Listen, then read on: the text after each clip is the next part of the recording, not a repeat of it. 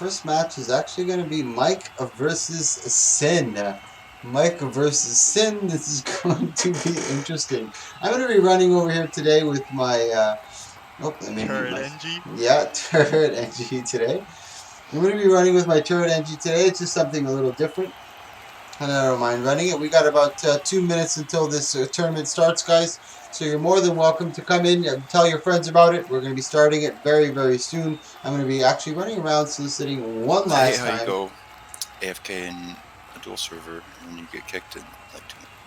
You go into spectate, and the AFK timer in spectate is like really long before you AFK. So Oh, I thought that was endless because I've fallen asleep in arenas. It is basically endless. Yeah, I've never seen it actually. Yeah.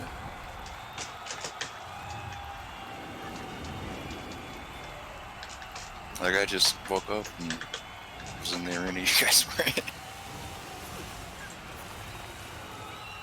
Alright, guys, I'm going back into the arena.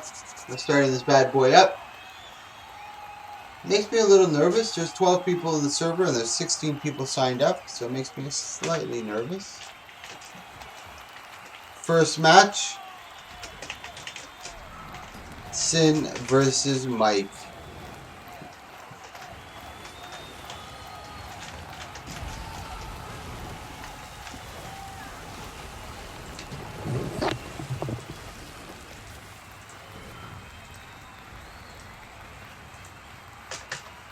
So here we go, guys. First matchup is Sin versus Mike. Sin versus Mike is our first match for the evening.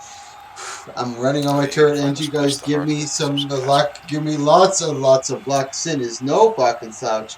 A dominant force in this PvP scene, especially in 1v1. So here I go. I've entered in. When's the shindig actually start? 10 minutes. And maybe I get a buy. 3, 6, 9. Sin is already in there. Damn it. Let me just go to spectate really quick so I can show you with Rainy's running. Rainy's running with a resistance. She's got Sage Amulet, Mace, Axe, Exotic, a Shield, and a Sword. Running over here with Corruption, Invocation, and Wait, is Arrow. you from Canada? Here, let me just change channels so we can just focus more on me over, so we can't hear all the distractions in the background, guys. So here we go. Rocket, full turret, Core NG versus, I think Rainy was a Condi scrap or Condi ref.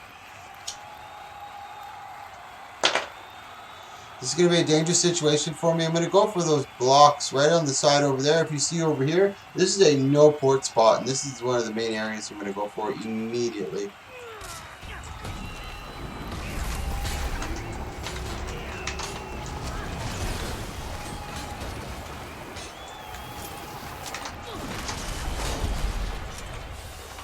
Back off, Rainy. Get your own sandwich.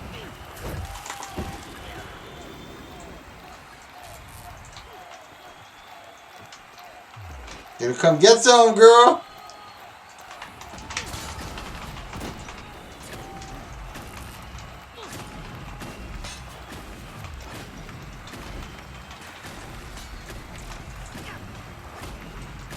As long as I stand on here, she can't port to me.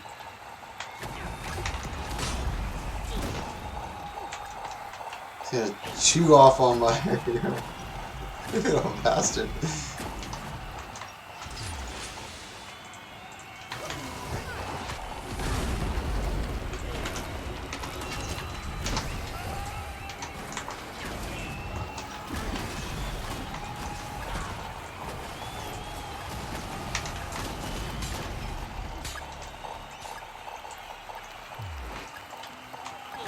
I'm in trouble here now.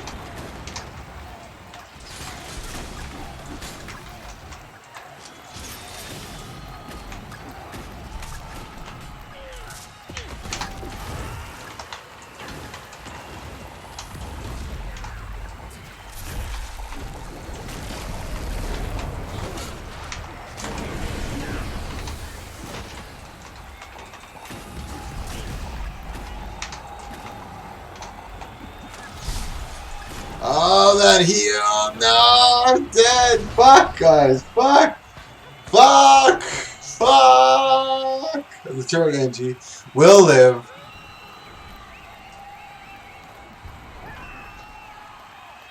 Damn Damn it, so close. Here, I'll show you what I'm running in the next round. This is a best of 3 series, guys. And once again, guys, thank you so much for joining us. It really is entertaining, especially for the participants when they have a crowd and people watching. And on top of it, we're going into the new year, so it's a big pleasure of mine and a huge honor for having you guys with me going into the new year. I really do appreciate it, and it will be memorable for me. So thank you so much, guys. This is our first match coming up. It is a a turret core NG, which is me. Here, let's see what I'm running here. I'm running Rune of the Eagle with Berserker Amulet. I'm running Rifle with Sigil of Absorption and Exploitation. Over here I got Inventions, Tools, and Explosives. And when they regular season isn't on, I get kind of curious with other random builds. A disgrace to memeverse everywhere. Shame on you, Mike. Shame on you. I'll try to do better, boss. So here we go, Rainy versus Mike. This is our first game. Our next match after this is going to be Shiro versus Damage Force, which is going to be a very, very, very, very entertaining match. I'm excited to see that. Here comes Rainy. Got cucked over there on the no port.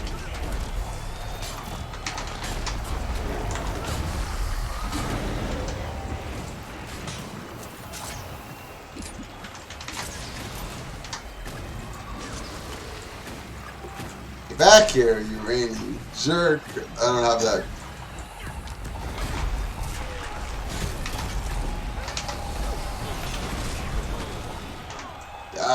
And that's game. So our next match coming up is Shiro versus Damage Force. A good, valiant effort by your man Oashi.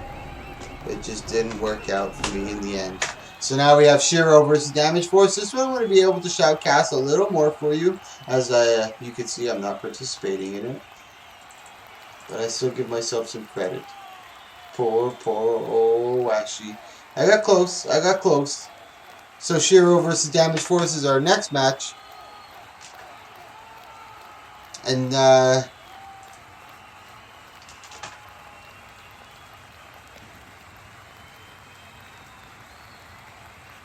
so here we go, Damage Force versus Shiro. Shiro's been in a lot of my matches in the past.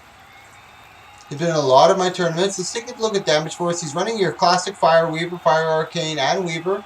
He's running over here with Dagger, running with Balthazar and Sage Amulet. We're waiting for Shiro. I know Shiro's here.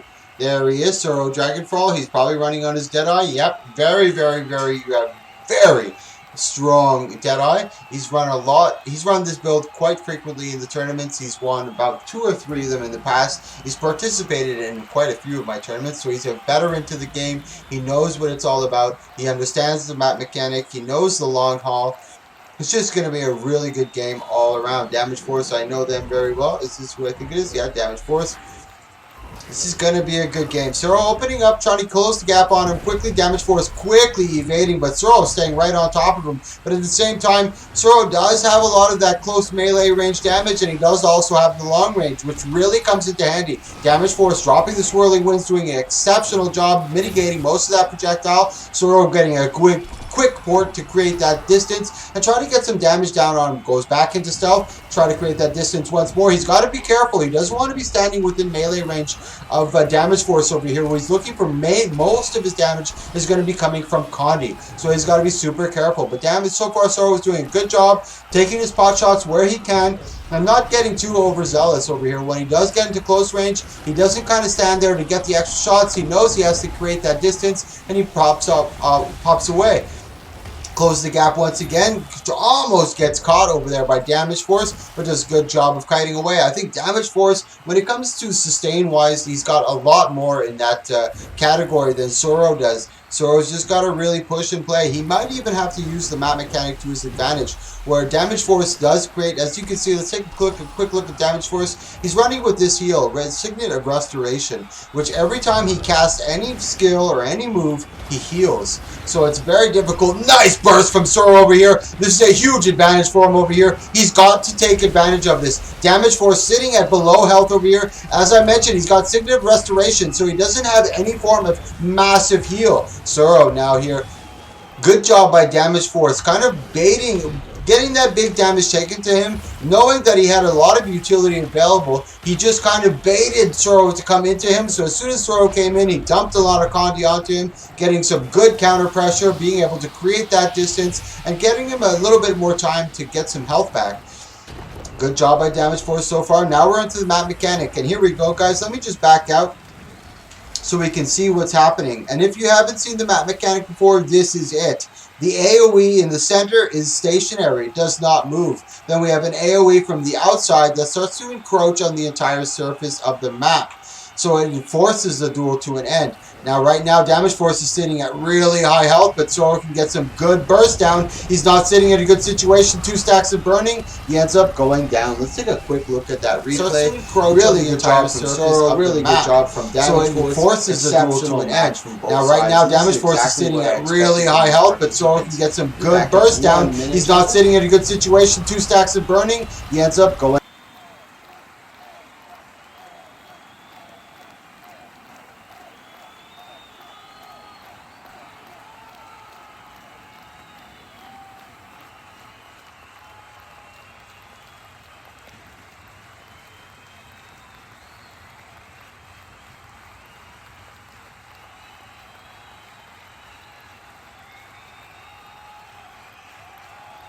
Alright, boys. Oh, mute replay. Sorry, man. Yeah, let me mute that right now. Thank you so much for that, Kodo. Here we go into game 2. I don't believe that Damage Force made any major changes to his build. As we mentioned from the beginning, you can't change your class, and you cannot change your 3 spec lines. So Fire, Arcane, and Weaver he must keep. And he must keep Elementalist. But he can change everything. All his traits, his runes, his sigils, his amulets, his weapons, all of that he can't change. Good job by Zoro, keeping the heavy pressure onto him. And there was a couple windows of opportunity that Zoro had in the last match that he could have taken advantage of, but Damage Force really was able to counter him on most of that with some good heavy counter pressure damage. And that was all came down to the fact that Zoro wasn't able to keep pressure on him the entire match. Damage Force had a lot of Twist of Fate available to him, a lot of utilities, and a lot of defensive utilities available to him. So when he came in to put that pressure and try to finish him, Damage Force was more than ready for it. And that's an issue that Zoro's got to kind of try to scale over here. If he can't climb that wall, he's not going to be able to get the win over here. Nice damage, good mitigation from Damage Force over here. We're avoiding a lot of the burst from Zoro, and Zoro is very dangerous. As we saw in the first match, he was able to bring Damage Force. Most of the match, he was sitting at full health, and within a fraction of a second, Damage Force or Zoro was able to bring him down to 10%. We got 45 seconds left in this map mechanic. Right around the 30 mark is where they want to start keeping an eye on their utilities and seeing what they want to bring into the map mechanic. Damage Force still sitting a lot of health, got a lot of barrier to his availability. Good stun by Zoro over here. Damage Force not getting too scared, and that's exactly what I mentioned before. Huge damage coming out from Zoro, proccing really good crit damage on that. Trying to keep the pressure onto him. Damage Force is in a lot of the red zone over here. He's not able to mitigate most of this, and he doesn't have too much sustain when he's under 50% health. He's not even able to put any counter pressure, so doing a really good job of keeping his distance, closing the gap when he's ready for melee damage. Damage Force, wow, it's kudos to Damage Force on this one. My hat's off to him, really sustaining through that. Zoro doing a good job over here, getting the pressure onto him, but Zoro actually ends up going down, but we're into downstate. Damage Force doesn't have the ability of Mist Form when the map mechanic is involved, because it is considered a form of heal. Downstate battle, Dragon Force and Zoro. Dragon Fall, this is going to get fucking tight. Looks like Zoro's going to go down. And that's Damage Force that takes it, Lord. So now we're going to have, that was epic. Let's take a quick look at that replay over here, ladies and gentlemen. Really good job from Damage Force and Shiro. Now we're going to have our next match, which is going to be Hanunu versus Danger. That was an epic match, like I thought it was, guys. And this is only the first round, ladies and gentlemen. I'm very excited for the quarterfinals, and the semifinals are not going to fail to deliver us with beautiful matches. So that was Damage Force that took it in game 3 series. He took it in 2. So here we have Hanudu, which is Hanurism. He is a dominant force. This is one of the diamonds in the rough that I found. I don't see him in PvP. I do a lot of ranked. I rarely see him. And this is one of the happenstance that happened when I was in soliciting in a lot of the random PvE areas. I managed to pick him up, and he has been spectacular to watch. Marksmanship, beast mastery with wilderness. He's got longbow with great sword, running with speed and demolisher. Let's take a look at Danger Girl, the fellow AL member. Very nice. I haven't seen them in too many of my tournaments, so I'm very excited to see the performance that they deliver today. He's running with a Knight Amulet, Doliak, he's got Axe with Dagger and Great Sword. So I'm curious to see what's going to be happening over here. We got a Soul Beast versus a Core Ranger. Core Rangers have not been getting the love they deserve. Oh, sorry, Deuce. So here we go. The game match has already started. Danger Girl trying to get the heavy pressure onto Hanunu. Hanunu doing a great job of going into the Great Sword block, mitigating most of that using the ramp and the LOS to the greatest availability. Looking for the smoke scale. Danger Girl going into a little bit stealth, kind of feeling each other out, giving each other a lot of respect, understanding that they both have a lot of talent, and not trying to burst through all of their utility right away before they see what their opponent has to offer. Tries to get them all, doesn't connect, good CC, nice reflexes back. And once again, just kind of feeling their opponent out, like a couple of boxers finding their range over here. Nice, beautiful mob. Good CC coming out from Hanori. Great combo. Great patience coming out from Hanori. Kind of poking and prodding all at the beginning and then procking that strength of the pack, or strength of the pack at the end and trying to get that big damage. But great reverse by Danger Girl. This match has gone back and forth. Let's take another look at that replay. That was beautiful. Look at this. We got Danger Girl getting really low over here, trying to put the counter pressure back onto Hanori. Good job by, just good all around. Very, very impressive match coming out of both of these Rangers. So now we're going into game 2, Hanori versus Danger Girl. I don't know who you guys got your money on over here, but...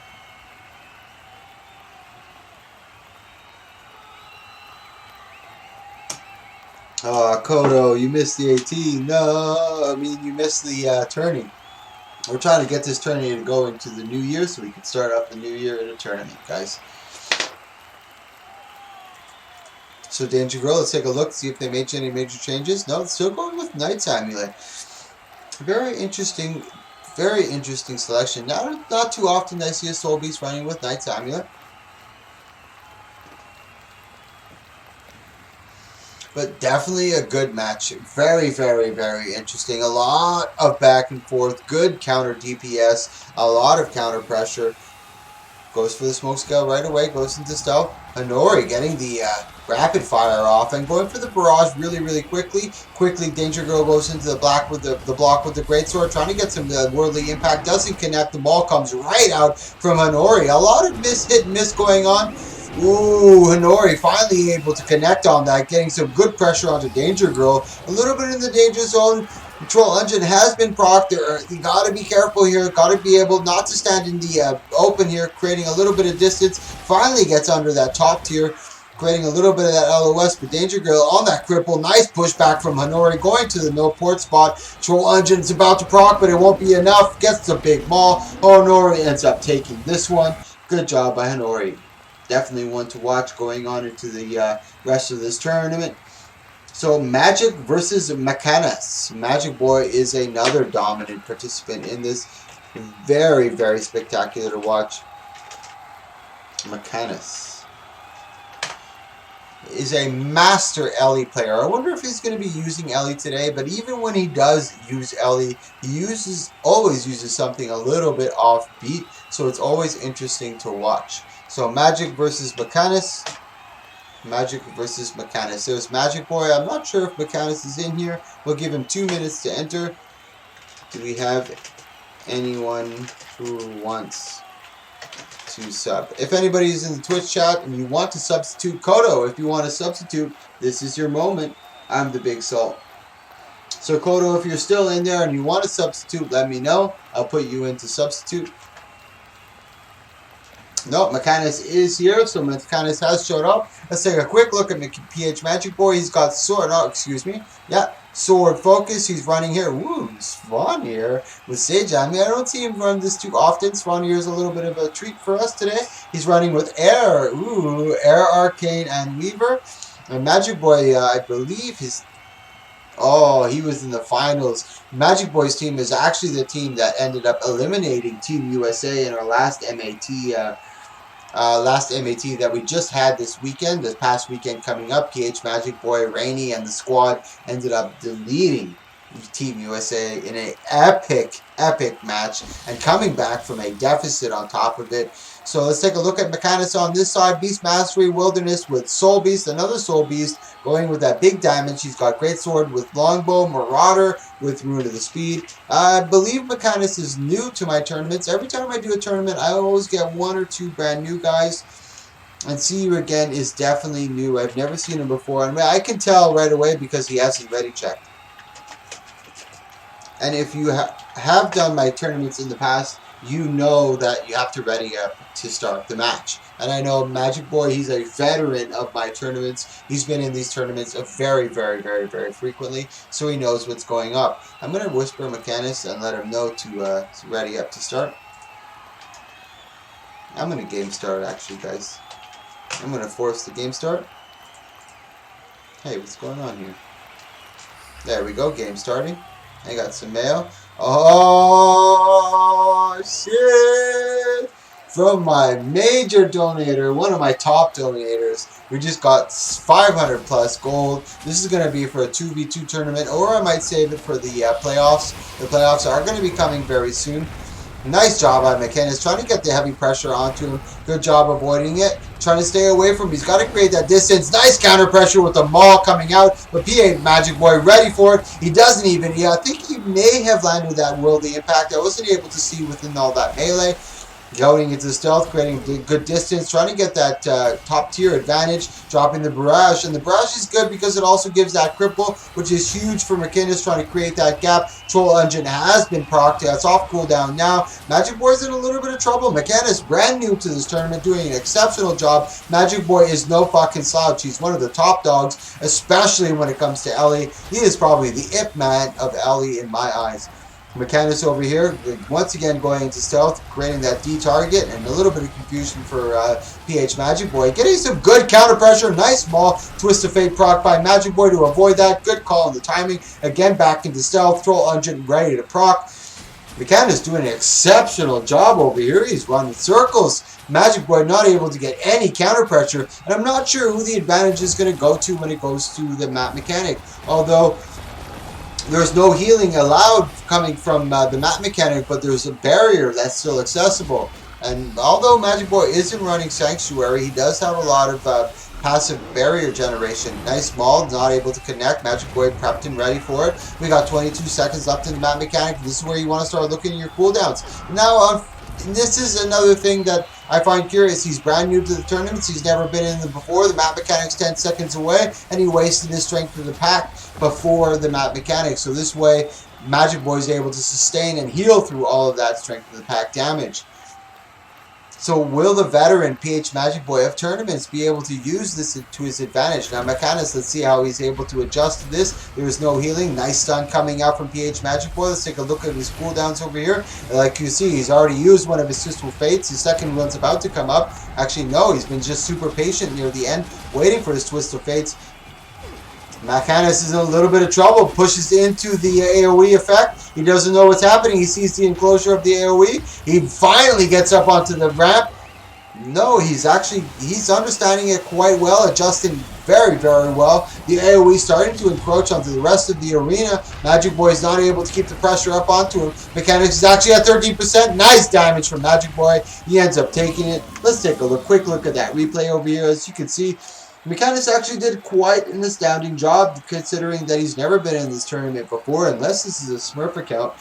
He adjusted very well. He's noticed the map mechanic quickly, even though the health deficit was in his PH Magic Boy's favor. He was able to kind of make a slight comeback, but then PH Magic Boy kind of closed that window like a complaining wife in the middle of winter.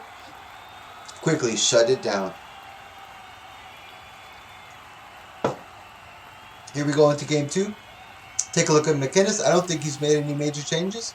Beast Mastery, Wilderness, and Soul Beast. Those are correct. He cannot change those. Let's take a look at Magic Boy. He did change his rune. I was expecting him to do so. He went with Rune of the Earth. I'm surprised he went with Earth. And not with Sanctuary. Sanctuary procs really well with these types of allies, especially considering that their heal right here grants health every time you cast a spell, and Sanctuary gives you barrier every time you heal. So they work in tandem very, very well. The synergy is exceptional. But like I said, Magic Boy is a dominant elementalist player. He knows the class very well, and he always brings something slightly different to the tournaments. So Magic Boy here, he's got a little bit of the advantage. He's got a game 1 advantage on McInnes. McInnes has got a lot more pressure onto him, and this is his first showing here. So he's got to make a impressive performance. Then again, even if he does lose, or he may lose, Magic Boy is a dominant force, and I will not judge him for him. I will give him credit where credit is due. Being able to force it into a map mechanic with Magic Boy is impressive nonetheless. Good barrage, nice mitigation. Magic Boy just keeping the pressure, giving him no quarter, forcing him. And over here, as soon as he switches to Longbow, you can see Magic Boy really keeping the pressure, and as soon as he goes to Greatsword, you can start seeing Magic Boy trying to create a little bit of that distance. Swirling Winds proc, trying to create more of that distance. He hasn't used a Twist of Fate yet. Now he's starting to get really low. This is great news for McInnes. He's got to take advantage of it. He's keeping the pressure up. He sees his moment of opportunity. Nice positioning over there by McInnes, creating the high ground. Good job by Magic Boy, porting underneath, creating that LOS, not allowing him to get any of that pressure. Good counter pressure coming out from Magic Boy, but this night might not be enough. He's gone through a lot of his utility. He does have his Tornado available to him, but he's already gone through both of his Twist of Fates. McInnes trying to keep that pressure with the barrage. Good port by Magic Boy. Good job by both of these competitors so far, really toe-to-toe. McInnes, my hat is off to you, my friend. Nice maul. Trying to connect on Magic Boy, but he's getting prepared. We've got 15 seconds left on the map mechanic. This is where it starts to get dangerous. The whole dynamic of this tournament is going to be changed, or this series is going to be changed. McInnes has got to pull out all the stops. It's do or die. Oh, how unfortunate. He gets to push back, but he pushed him off the ledge, tries to get the barrage, and doesn't connect. Magic Boy is in a little bit of pain over here. He doesn't have any Twist of Fates available to him. McInnes is at full health. Magic Boy sitting at 56. Oh, the advantage to McInnes. Nice job by Magic Boy using the shoulder of that. Good job by using the pet just to kind of keep that pressure up onto him, dropping the barrage. Beautiful, beautiful execution by McInnes over here. Really putting the pressure onto Magic Boy. Magic Boy saving the Tornado for the end. Trying to force him into the AoE if he can, but to no avail. McInnes doing an exceptional job again, mitigating most of that damage and a lot of that AoE. This is not over yet. McInnes is not out of danger zone. Magic Boy does go down. Fucking awesome job, McInnes. Let's take a look at that replay, guys. Wow, wow, wee, wow. McInnes, like I said, guys, brand new to my tournaments. First time he enters into it, and he gets cucked in his first matchup against PH Magic Boy, a reigning champion, a dominant force in these tournaments. He's won four plus tournaments in the past, and McInnes, never once, I don't think he's been in here, unless he's on a Smurf account that I don't know of. If you guys do know of McInnes, let me know. I'm not completely aware of this person. His name is See You Sometime, I believe. So PH Magic Boy has re-entered. Let's see. I'm very curious to see how he adjusts. And that's the thing with PH Magic Boy. You know, even if you think you have his number in the first round, he's a master of adjustments. And he not only adjusting your build per se, but the play style, the way he engages, the way he tries to bait his opponent out. It's just really good stuff all around. And still, again, McInnes not making any major changes, still very confident, and just trying to adjust to the playstyle of PH Magic Boy. Game starting in 5. This is our second Game 3 that we have in our tournament so far. This is our third match in our tournament and already our second Game 3. So I'm very excited for the quarterfinals. The semifinals are not going to fail us, guys. We're in for some good matches pushing into the new year as well. Magic Boy trying to get some good pressure onto McInnes, doing so in a good manner. McKenna's going to the no port, trying to get that big barrage into Magic Boy. Magic Boy mitigating most of that damage, not even using a Twist of Fate or most of his utility in the process. Exceptional. If you're looking to play Ellie, I would highly recommend watching Gage Magic Boy in this tournament. McCannis has got to be careful over here. He's being very aggressive, trying to get the extra pressure onto Magic Boy, but I don't think that's the... he did get... Oof, I don't know. I'm not too sure. I'm not too sure. As I mentioned, McCannis is brand new. I don't know him too much, so it's very hard for me to judge if his strategy is the correct one to do, and I know Magic Boy is no slouch. A veteran of these. He's been doing these. This is my 84th or 83rd 1v1. He was participating in my first 1v1 to give you an idea. Nice job. Good CC from Magic Boy. He's really starting to dominate this tournament. And like I said before, his ability to adjust to his opponent and make these slight adjustments. You can see from the game 2 to game 3, what a difference. Magic Boy has, I don't think he's gotten below 50% this entire duration. Really keeping the pressure up and setting the pace and the momentum for this match. Magic Boy finally had a deficit over here. McCannis finally starting to recoil. 15 seconds left in the map mechanic. This is where it starts to get dangerous. They want to start looking at their cooldowns. McCannis, as you can see, doesn't have much to his availability, and this is the rookie mistakes. And you can take a look at Magic Boy. He's still got all of his utility. He knows the map mechanic is coming. And you got McCannis over here. He's going to be a little bit flat-footed. He does have the quickening Zephyr, which is going to be huge for him. He does have Sikkim as well. Magic Boy using the shoulder. McCann is doing a magnificent job right here on just terrain control and positioning. Will it be enough? The Greatsword block tries to get the pushback. Evades from BH Magic Boy, trying to get the pressure. AoE effect is starting to encroach on both of them. And keep in mind that Magic Boy doesn't have the ability to use his... Oh no, Magic Boy gets pushed back. Big damage from the AoE. McKinnis is in a huge deficit. Oh my god, 19% to 26. This is going to go down to the wire. The AoE might finish this. Magic Boy goes down. McKinnis moves forward into the quarterfinals.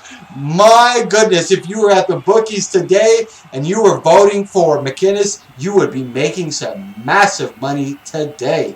Holy shit. McKinnis pulling out the major upset today. I did not expect that. Magic Boy having to bow out early in this one.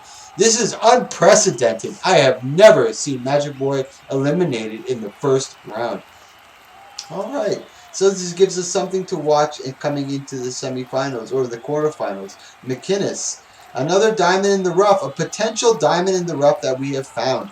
Now we have Deuce Vatorum versus Zanessa coming up. Let's take a quick look at Zanessa over here. He's running Wilderness, so Beast Mastery with Soul Beast. He's running over here Axe Dagger with Greatsword, Demolisher with Divinity. Let's take a look at Deuce running his Core Warrior. Ooh, Berserker with Fighter.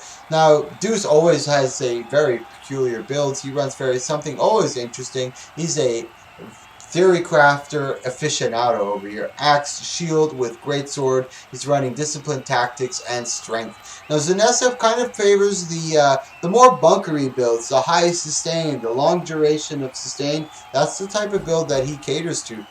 That's the kind of class that, I don't know, I guess that tickles his fancy, if you want to choose those words.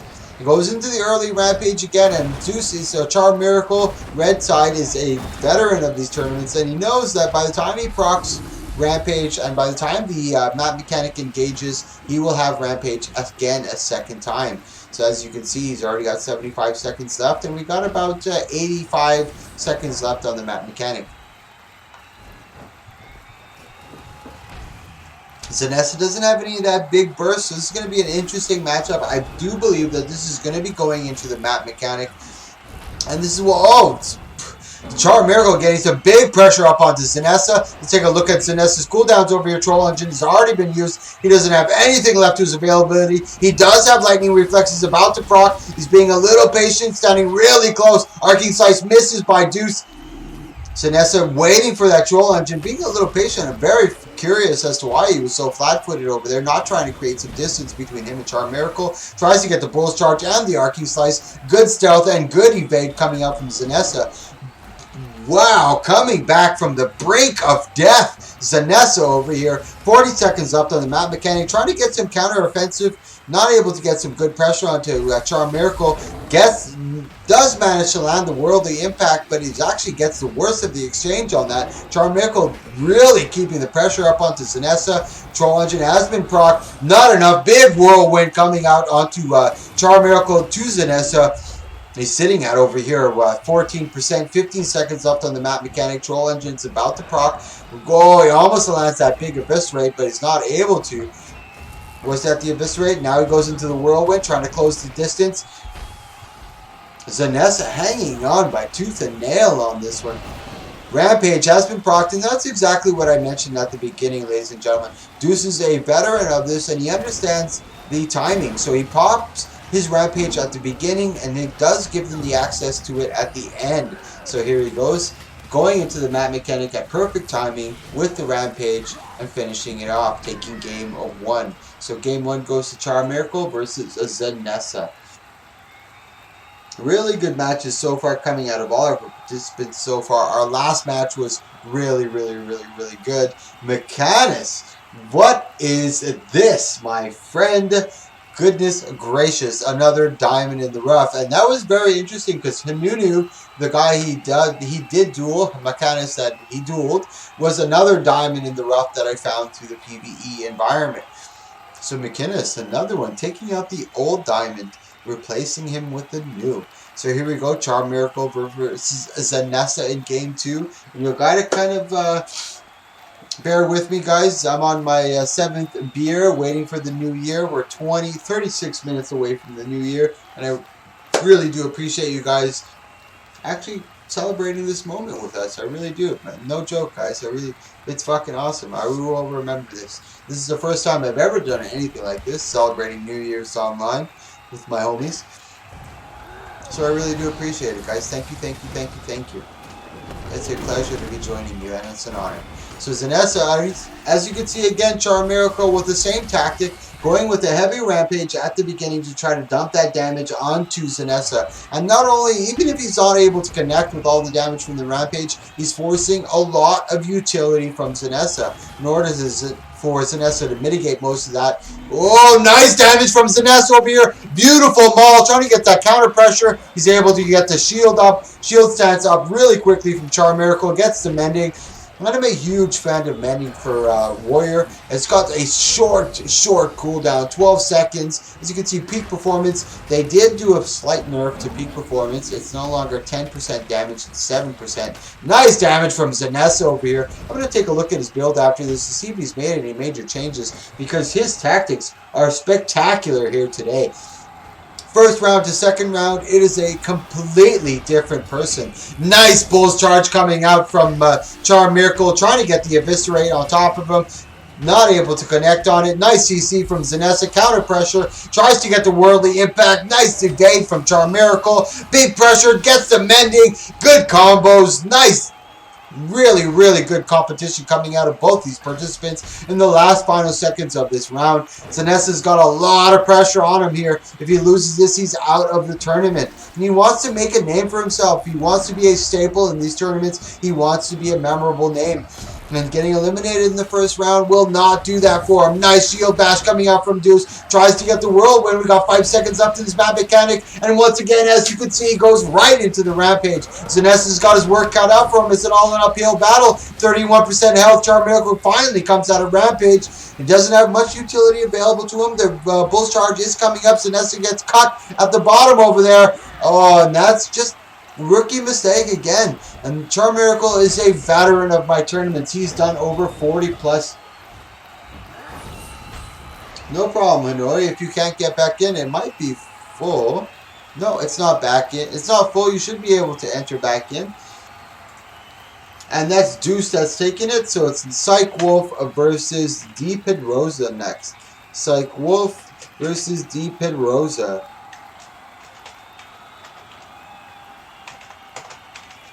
Good job by Deuce and good job by Zanessa. That second match was probably one of my favorite matches so far in this tournament. Although it was a 2-0 series, I don't think it did it justice to Sinessa, considering the amount of effort that he put in. Really, really, really good job out of both of them. Kodo, are you still there? Let me know if you're there, Kodo. I'm going to type in the match chat one more time. So it's Psych Wolf versus D. Pedrosa.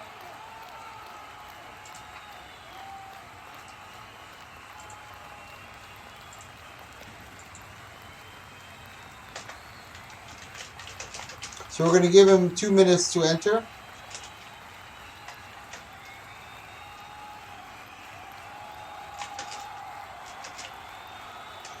Dead man gets by.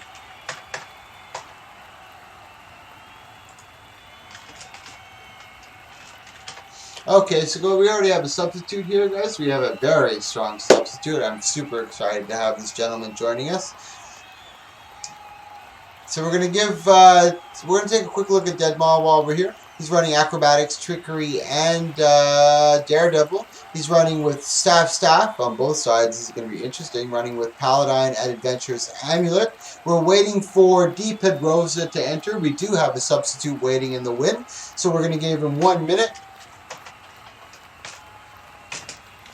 So we're going to give D. Pedrosa 1 more minute to enter into the tournament. If he doesn't enter, it's going to be Zaki that's going to be taking his spot. So Zaki is sub.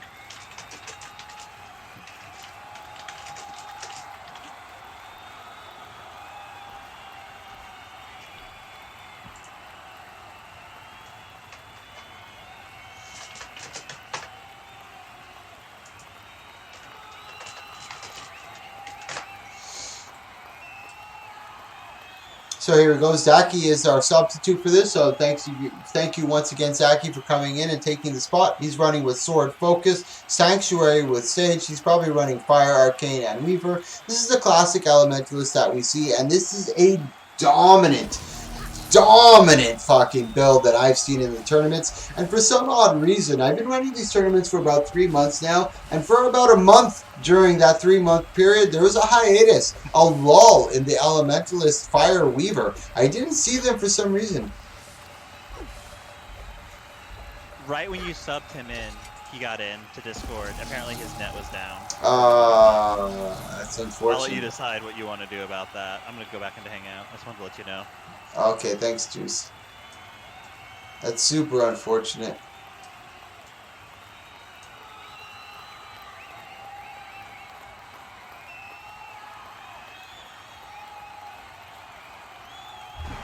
We're going to allow this going.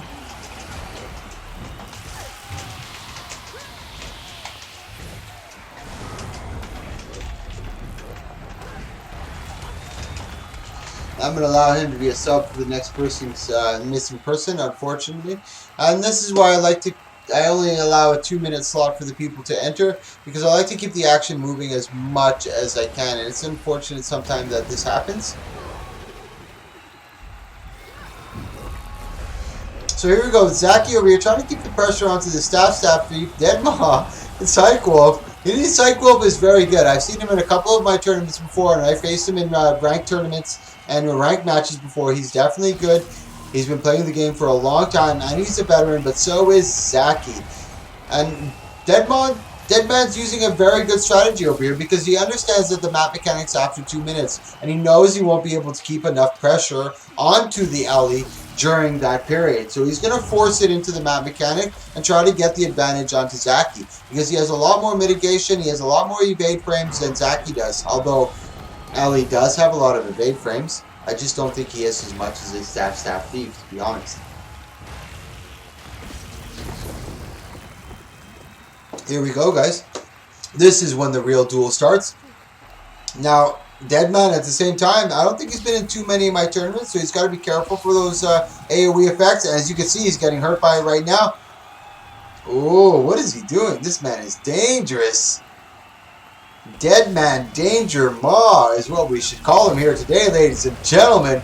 Now we got 18 seconds, already 20 seconds is Map Mechanic. Zaki doing an exceptional job over here, completely dominating Deadman in this one, evading most of the damage. Deadman not able to get any burst down onto him. Let's take a quick look at Zaki's still is sitting on 2 Twists of Fates over here. Wow, the excellence of execution. Zaki, my man, moves forward.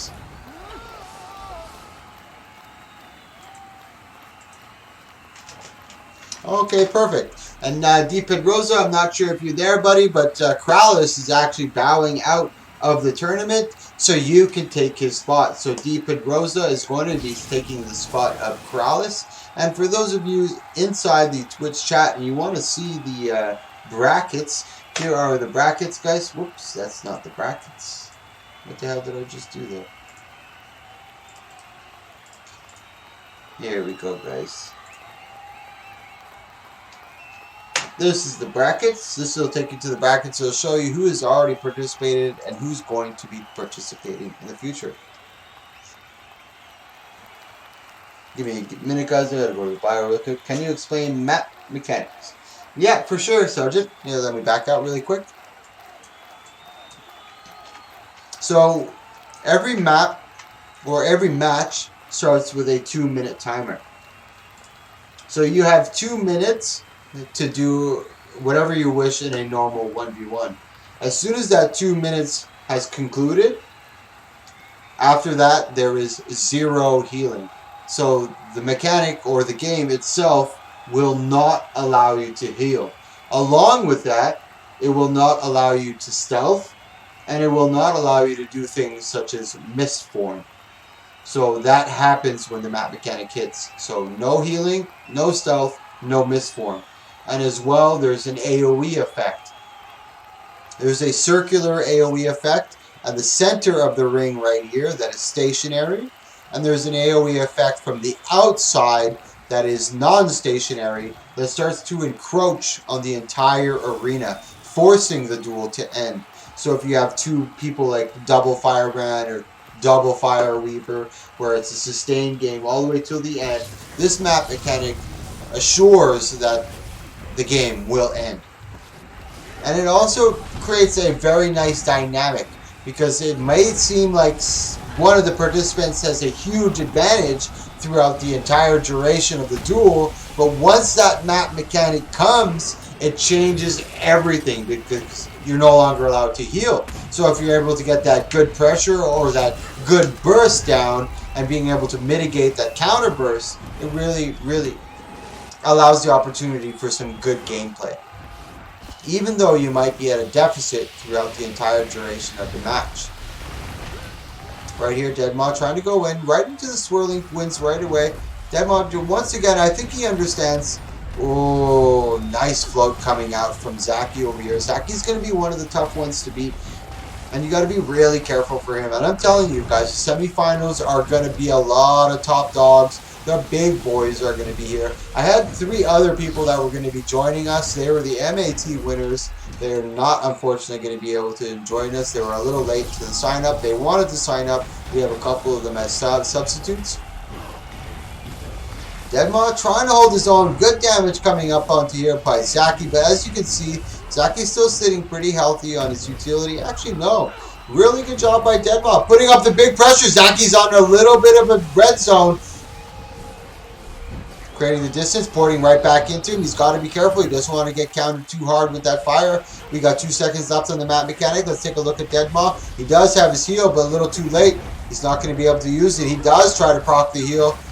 Gets the down on him, but he's got to be careful on positioning. This is dangerous for him. Really dangerous. He's got to be able to get that cleave. But Zaki doesn't have that miss for him, as I mentioned. But that AoE effect is coming really close. This is going to be disastrous for Deadmaw if he's not able to cleave. He ports back up, gets the down, going into a fucking game 3 here, ladies and gentlemen. Woot, woot. Zaki versus Deadman. Psych Wolf, like I said, is no slouch, and Zaki is a dominant NA player. Both high tier players right here. Good tier gameplay. Alright guys, now I'm really going to go use the bio right now. I'll leave you on Zaki. Give me 2 minutes, I'll be back.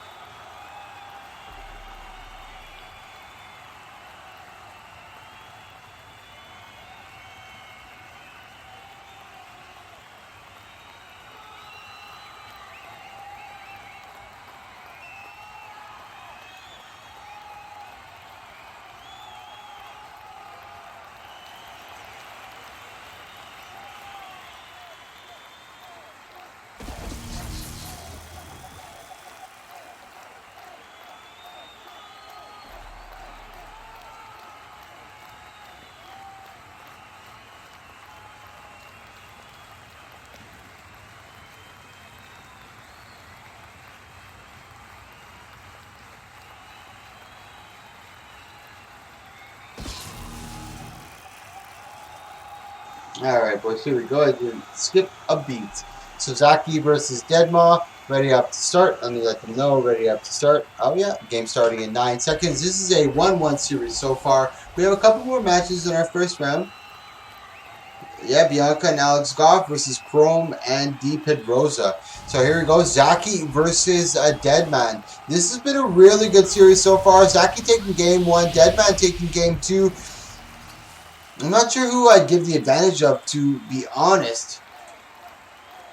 But definitely good job out of both of them so far. Trying to keep that heavy pressure onto him. Standing on the no port to try to mitigate any of that counter pressure from Deadman over here. Zaki under a lot of pressure. He's starting to enter into the dead zone. The red zone. He's got a lot of barrier on him. But Deadman staying right on top of him, mitigating a lot of that counter pressure. He ends up getting the down. Let's take a quick look at that replay over there. Good job by Deadman over here, eliminating Zaki. Woo woo! Deadman, Psychwolf taking that in a Game 3 series. Now we're going to be moving on to our next match, which is going to be Alex versus Bianca. I know both these guys. Both have been in the AL before. Alex is a frequent guy who you see in my Discord. You'll hear him all the time.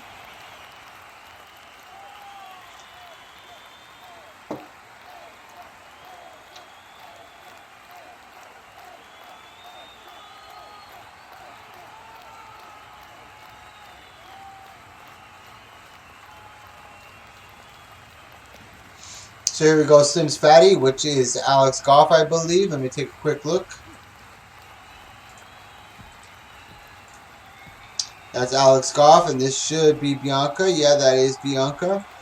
Alex Goff is running here Trickery, Acrobatics, and Daredevil. He's got Staff, another Staff, Thief. Lord mercy, Paladin with Rune of the Toliac. Holy moly. We got Blue Everest, over here, Bianca running with Dagger Sword, Rune Traveler, and Mender's Amulet, Water Arcane, and Weaver. Going for a lot more of that sustain, so I'm very curious to see how this goes. They're both going with a little bit of damage and a little bit of sustain on both sides.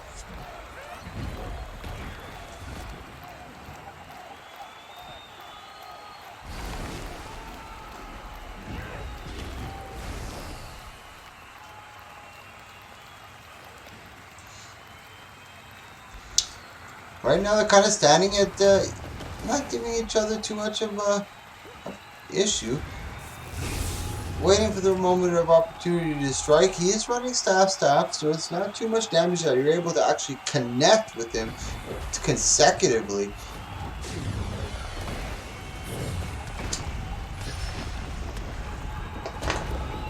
And this is a nice tactic that I see from Slims the Fatty. He knows that he's not probably going to be able to get that big pressure onto the Elementalist, especially considering that she's running water. I don't know if Alex knows, or Slims the Fatty knows that she's running water. He might have already predicted that throughout that minute and 10 seconds they've already been fighting. But as you can see, he's being patient. He understands that he knows his best advantage or his best opportunity is not to waste any of his utility and try to drag it into the bat mechanic. This way, Blue Everest is not able to heal.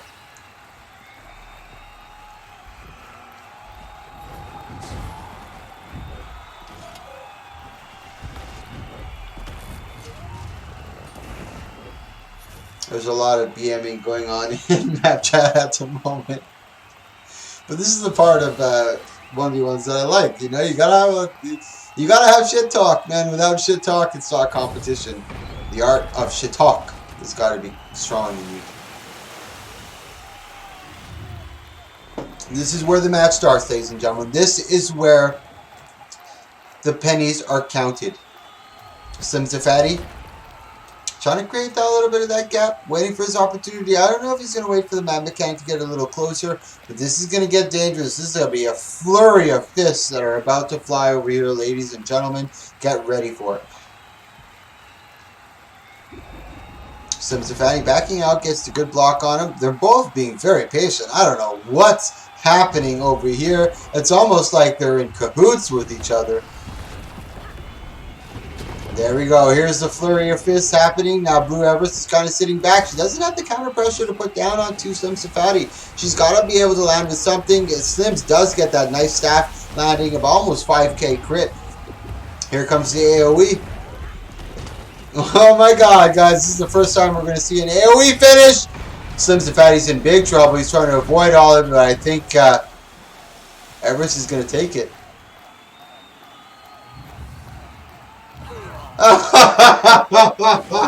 Oh my god. Let's see that in replay. Let's see that in the replay, guys. Holy shit. Holy shit. Holy shit. And that's the advantage of the map mechanic. Forcing the game.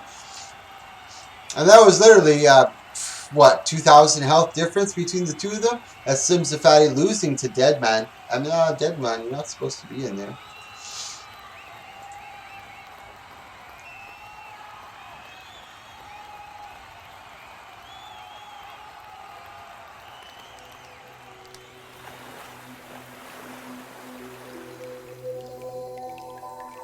Oh, my crowd stadium music is going away. I gotta reset that. There we go, guys. Back to the crowd music. Whoop, whoop. Once again, guys, thank you so much for joining me. Oh, fuck, guys. We're 15 minutes away from the brand new year. And we're going to be starting this fucking bad boy with some goddamn PvP.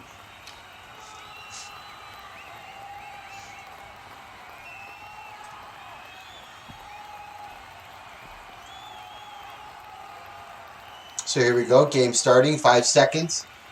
Slims the Fatty sitting at a deficit. Blue Iris with 1 game advantage.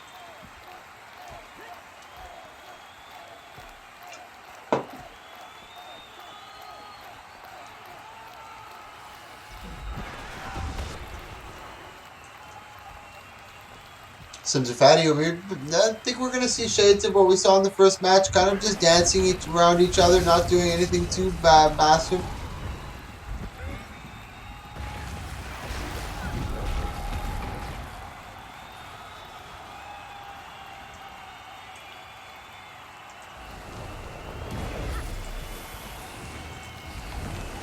Once again, it's going to be a slow-paced match until we hit that map mechanic, guys, so I don't believe there's going to be too much going out. But I might as well take this time to let you know, if you like this kind of content, check out my highlights videos, guys. This is my 84th 1v1 tournament.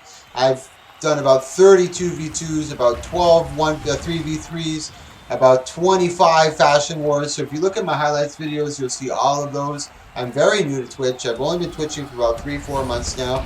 So if you like this type of stuff, man, click that follow, click that subscribe. I'd really appreciate it. I'm very close to my sub goal. I'm very close to my follower goal, so anything would be appreciated. And especially getting into the new year. 13 minutes left to the new year, boys. Whoop, whoop. 30 seconds left of this map mechanic. And this is exactly what I expected. A lot of dancing around, prancing.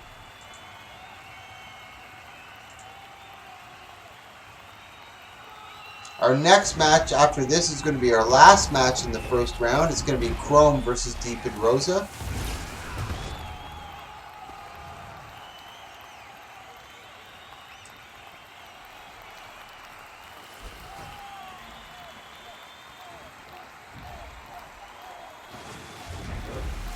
Here we go, the map mechanic. Now things are going to start to get exciting. Oh, Slim Zafati gets caught in the AoE, but manages to evade through that, not suffering any damage. Now Blue Arist over here kind of sitting back and trailing. This is going to be another one that's going to be decided by the map mechanic. I cannot believe, I rarely see this where the AoE effect consumes the entire surface, but we're going to be seeing it twice in one series. Nice dagger storm coming out from Alex over here with Slim Zafati, trying to get some good pressure onto Eris. Eris getting some good barrier up. Slim Zafati going down. That's it. Bianca moves forward. That is it for Alex, or Slim's the Fatty. Our next up is going to be Chrome versus, what did I say it was? Chrome versus the Deep and Rosa.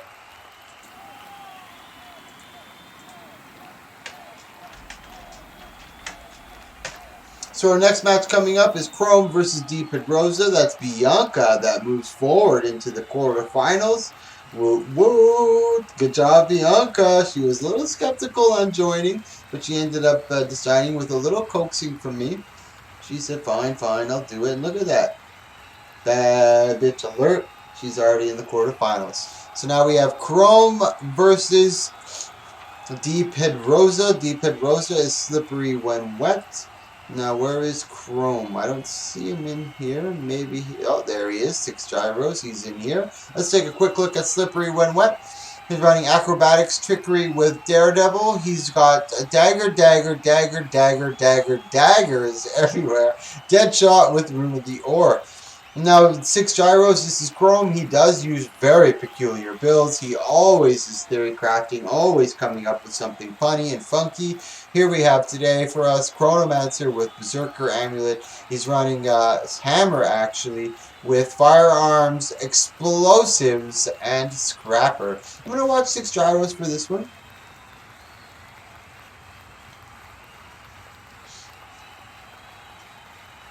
We're waiting for these gentlemen to ready up. Ready up when you're ready, boys.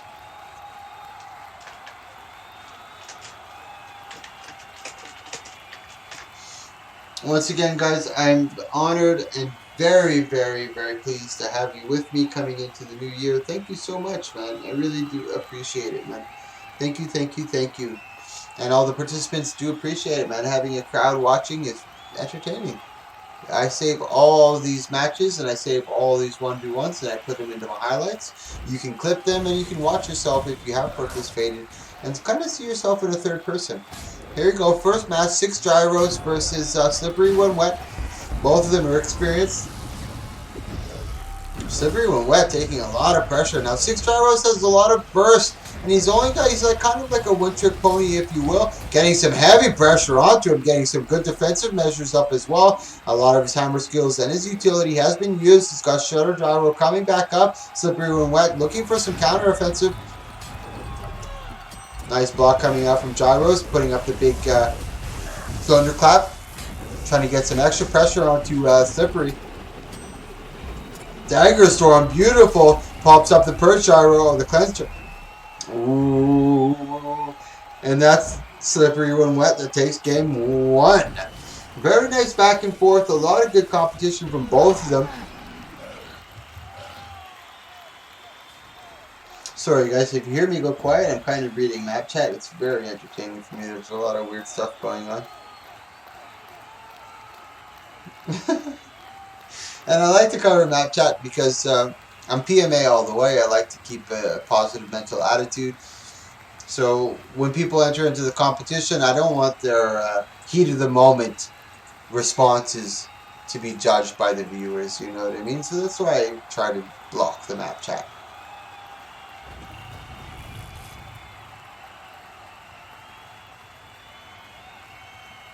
Mechanus. I think Zaki is trying to find out who Mechanus was. Mechanus is the guy I said who's brand new to my tournaments, who's never participated. And we've been getting a lot of EU boys coming over to the NA side to participate in these tournaments, man. And I mean a lot. I've had over 12 of these EU boys come over, and there's about 3 of them that are staples in my tournaments now that come very frequently over to this side.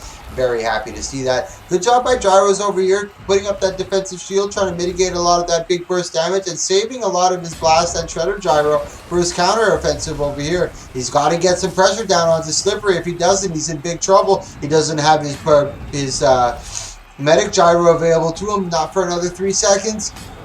Trying to back out, create a little bit of that distance, resustaining, good damage. Slippery Run Wet doing a very good job and staying very close to his namesake, Slippery When Wet.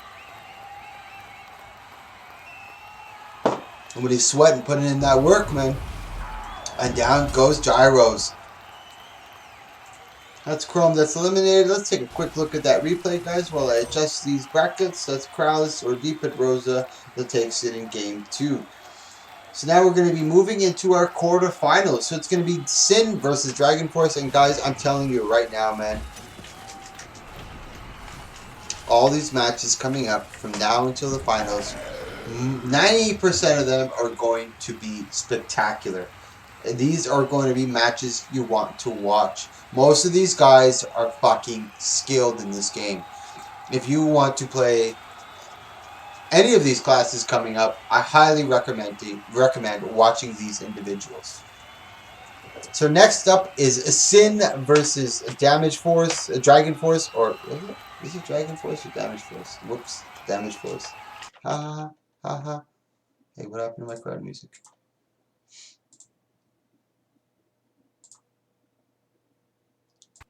There we go. Crowd music's back, guys. So Damage Force versus Rainy. Let's take a quick look at Rainy over here. This is another... Oh, what the fuck just happened to my game?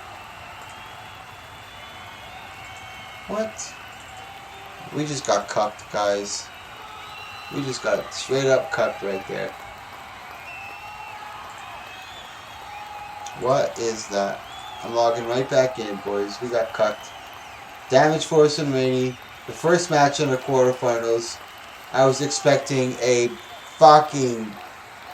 It started. The first match of Damage Force and Rainy has started. I can commentate for you. If you yes, please, dudes. Tell me what's going on. Alright, Damage Force is still really well topped up. Has pretty good barrier. 93% health. Rainy at 75% health. Let me see the builds they're running. Looks like both are running Ellie. Well, sorry, one's Ellie, one's Rev. Damage Force, I think, is Fireweaver. Yes, he is. Getting a good burst on Rainy now, putting Rainy closer to half. Damage Force is still well topped off. Thank you, Deuce. Rainy is on. Okay. Thank you so much, Deuce. You're the fucking best, man. Thank you, thank you, thank you. So here we go. That's Deuce. As you guys know, I've known Deuce for a very, very long time. He's a major asset to all these tournaments that I do. You see him participating in a lot of them. He donates a lot. He helps with the arena. Just a nice dude all around and a magnificent theory crafter.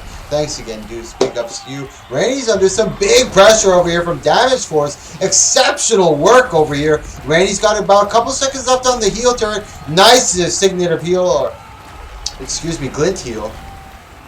Nice job by Damage Force over here, completely mitigating any of that heal for Rainy. Rainy is in the danger zone. This is over, I think, ladies and gentlemen. There's no way Rainy can survive this. If they do, I will be flabbergasted. Crystallized Hibernation, trying to get a little bit of that mitigation, trying to create a little bit of that distance. Wow, 6 seconds left. Can Rainy fucking do this? There's no way. 2 stacks of burning. She's 3 seconds away from that glint heal. Rainy, oh my god! Doesn't get the glint heal. Look at the patience coming out from Rainy over here. Trying to get the counter pressure onto Damage Force. Getting a little bit of heal. That was spectacular in itself. I did not expect Rainy to be able to survive and sustain until that moment. Countering back into Damage Force. Now we're finally into the map mechanic. I didn't even notice those 2 fucking minutes just floating right by. I am astonished right now. My jaw is dropping for Rainy's skills at this moment, but same in respect for Damage Force over here. Doesn't look good for Rainy. Heals just about to proc again in the clutch moments over here. Damage Force seeing that, falling into the AoE. Oh my god! Oh my god, ladies and gentlemen! Whew. And that's why I love the map mechanic. That is a perfect example. No offense to Rainy, but that looked like it was in Damage Force's hands the entire duration of that duel. Rainy was basically grasping at straws at this moment, trying to survive for her life. And that was one fatal mistake by Damage Force at the end that cucked them, falling into the AoE, causing them to lose. And Damage Force, I don't think I've ever seen them in my tournaments. Maybe if I haven't seen you in 2 or 3 of my tournaments, or over 3 of my tournaments, I probably won't remember you. And this is why I don't remember Damage Force. They haven't been in very many of them, and Rainy has been in a lot of my tournaments. They are veterans of it. And you can see it just by the way they played that terrain at the end when that map mechanic came. And you can see how Damage Force kind of completely cucked themselves with that AoE. Veterans of the game, man. And this is one of the things I really like to see, because when I see people, that's OP kiting, damn, I'll tell you, yes sir, that's OP kiting. Damage Force over here, not getting the better of the exchange. Rainy finally getting into the groove over here, getting into their momentum, finding their damage, being able to really connect over here. Damage Force is a little bit of a loss, starting to resustain over here. Now Rainy's got to be careful. Let's take a quick look at their cooldowns.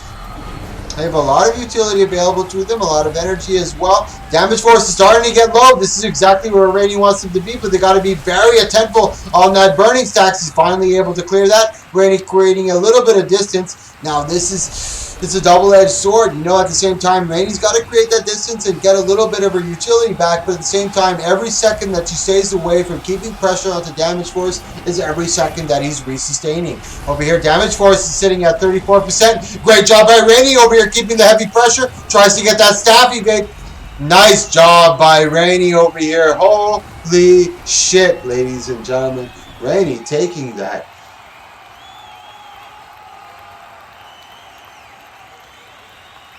Uh-oh. Hanunu versus McInnes, but I think there was a replacement. I don't know who it was. Hanunu, are you still here? Who did you say to take your spot, Hanunu? Uh-oh, guys.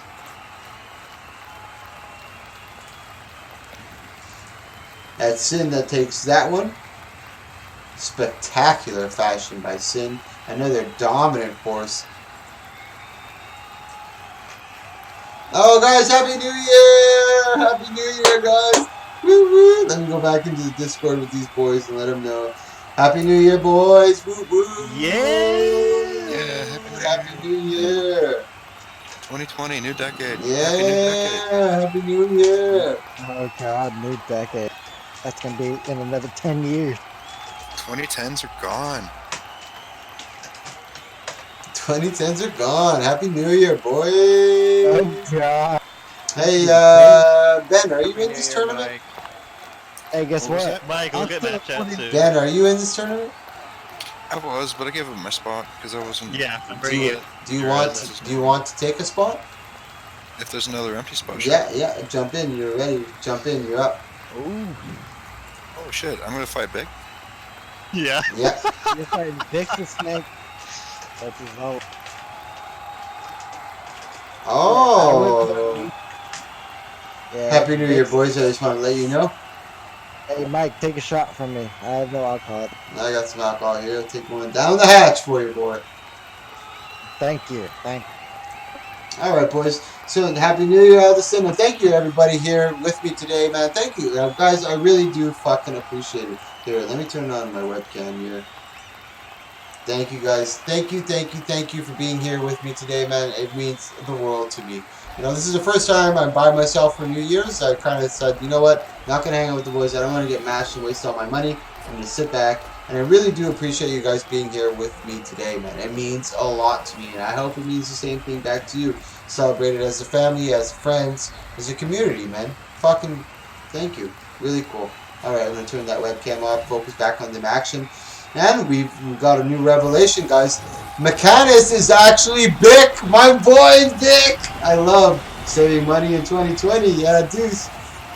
Bick is awesome. He's a I love Bick, man. As a streamer, he is a He knows what it is. Streaming is about entertainment. Right now, let me focus on this match. Kralis is a dominant Ellie, very strong in Ellie. I've seen him play it very, very, very, very often. And he's a theory crafter, and just as a knowledgeable elementalist, he knows a lot of the skills, the attributes, just off the cuff. So very clever, very quick. His APMs are through the roof, man. But Bick over here really putting up a heavy pressure.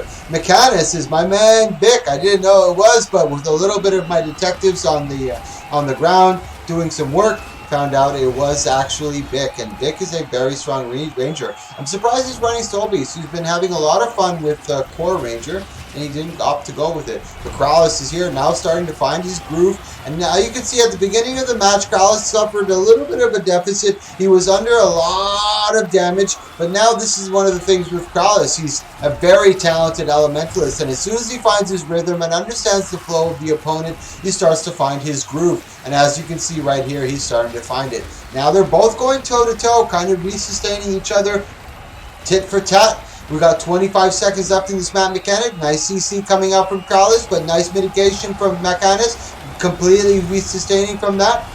Kralis is on the offensive over here. Mechanis is backing out. Nice pushback. Nice barrage. Good port from Kralis over here. Tries to go for his twist of fate, and now this is going to be dangerous. Both of these are not too familiar with the map mechanic. I mean, they might be familiar, but they haven't participated in too many of my tournaments, so it's very curious to see how they're going to be able to react to this.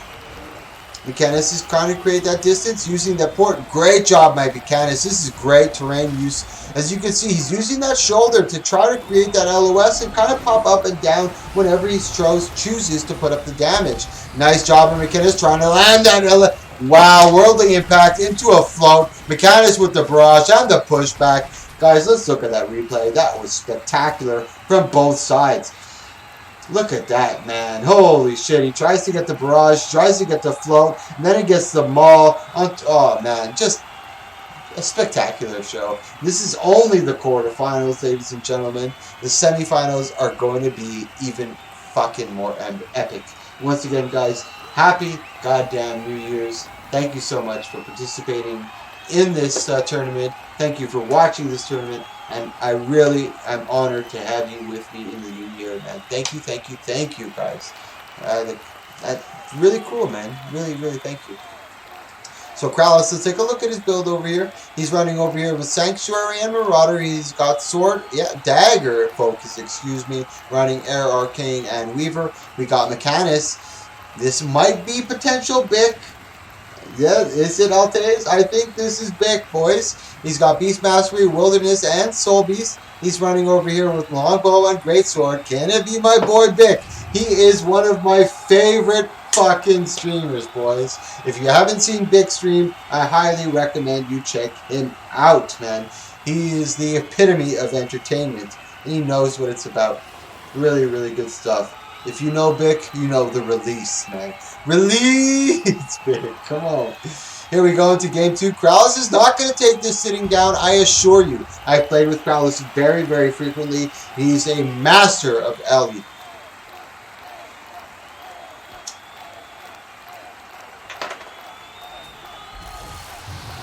Swirling Winds popped by Kralis to avoid a lot of that mitigation. But again, Mechanis, look at that shoulder usage. Using that ramp perfectly. And that's what separates a lot of the top tier guys from the regular Joes. Terrain use. How you use the terrain makes a world of a difference. Kralis is in a little bit of trouble over here. Nice combos coming out from Mechanis. He walks out of there with none worse for wear. Using the LOS or the no port to his advantage. Kralis trying to keep pressure onto him. He's got to be careful. Nice maneuver by Kralis over there. As you can see, Mechanis was trying to bait him into the open area so he can get a lot of that damage open down onto him. But Kralis understanding that and creating that LOS using the ramp. A lot of pressure onto Kralis over here, considering Bick does, or Mechanis. I won't say Bick because I don't know for sure, and I'd like to leave a little bit of that mystique. So Mechanis over here does have that one game advantage on Kralis. Kralis has a lot of pressure. Nice barrage and pushback. Ooh, he's in big trouble over here. Krallis doesn't know what to do. He uses his Twist of Fate to try to close the gap, trying to close in, coming in a little closer. Got a lot of barrage or a lot of barrier available to him. McKenna's doing an exceptional job of just hiding. Nice mistake. Nice. I'm so happy that Bix in this. This is about the second or third time that Bix participated in one of my tournaments. And this is, to be honest, one of the best performances that he's done as of yet to date. Very, very impressive. Mechanus taking it in game 2. Really good stuff from Mechanus on this one. Our next match coming up, guys, is not going to fail to disappoint. It's going to be Deuce versus Psychwolf. And Psychwolf did very good. Good job by Mechanus. My man, Mechanus. If that's Bick, I'm really happy it's Bick. I really enjoy his streams. He's a master of entertainment. Big ups to you, Bick. Thank you for entertaining. Thank you for coming, man. I really do appreciate it. Someone of your skill and prestige is always appreciated in these tournaments. Let's take a quick look at Charm Miracle. He's running with Axe and Shield, Great Sword, running with Fighter and Berserker's Amulet, Discipline, Tactics, and Strength. Very curious to see both of these individuals are veterans of Guild Wars 2, veterans of the PvP game, but the only slight advantage I can see is that Deuce has been in my tournaments a lot longer, so the map mechanic and how it functions is a little more knowledgeable to him. But I don't think that Psych is a slow learner. I think he picked it up quite well in the first match that he's had. Trying to keep that pressure onto Charm Miracle. Charm Miracle quickly going for that no port. Trying to close that gap. Getting the better exchanges over here. Psychwolf is. Nice damage coming out from Deuce. And that's the thing with Warrior. It only takes a fraction of a second for him to change the tide of the fight. One big Bull's Charge and Arcing Slice can annihilate and decimate his opponent. So Deadmaw's always got to be on his toes. He's got to put in a lot more effort. For the amount of damage that he's putting out. The amount of youth, excuse me guys, holy shit. Here, I think that beer cleared my throat out. Good job by Denmark. Going into a Dagger Storm early over there. Nice. I don't think that was a wise move by Deadmau, but that was very convenient for Charm Miracle. Now he kind of has in the back of his mind there's no more Dagger Storm. 58 seconds left on this map mechanic. And this is more of the feel-out stage. They're kind of testing each other's skills, seeing what each other has to bring to the table, trying to find their rhythm, seeing what they like to combo together. And believe it or not, in between the combos, how many seconds or how many fractions of a second does he have in between big bursts of damage in order to get some mitigation in, or some CC, or some counter? Deadmaw just being very, very wily, poking and prodding in and out as much as he can. I think he's finally understand, or he's come to the acceptation that he's not going to be able to get Charm Miracle down during the actual map timer, and he's going to force it into the map mechanic. So we got 8 seconds left in this map mechanic. He does have a few bit of utility left to him. The withdrawal will remove some Condi from him if he so chooses from it. Let's take a look at Charm Miracle, and Rampage ready right away. Good job by Charm Miracle once again. And Deadmaw being very patient. Exceptional maneuver by Deadmaw over here. I hope he's not stuck under the ramp. No, he's not. Good job by him. Completely nullifying the Rampage from Deuce. Really good job getting some beautiful counter pressure onto him. Charm Miracle trying to get some counter pressure. Shield stance has been procced. Now it only takes a second or two. Tries to get the Bull's Charge. Beautiful Dagger Storm coming out from Deadmaw. He's able to get the counter. Let's take a quick look at that replay, guy.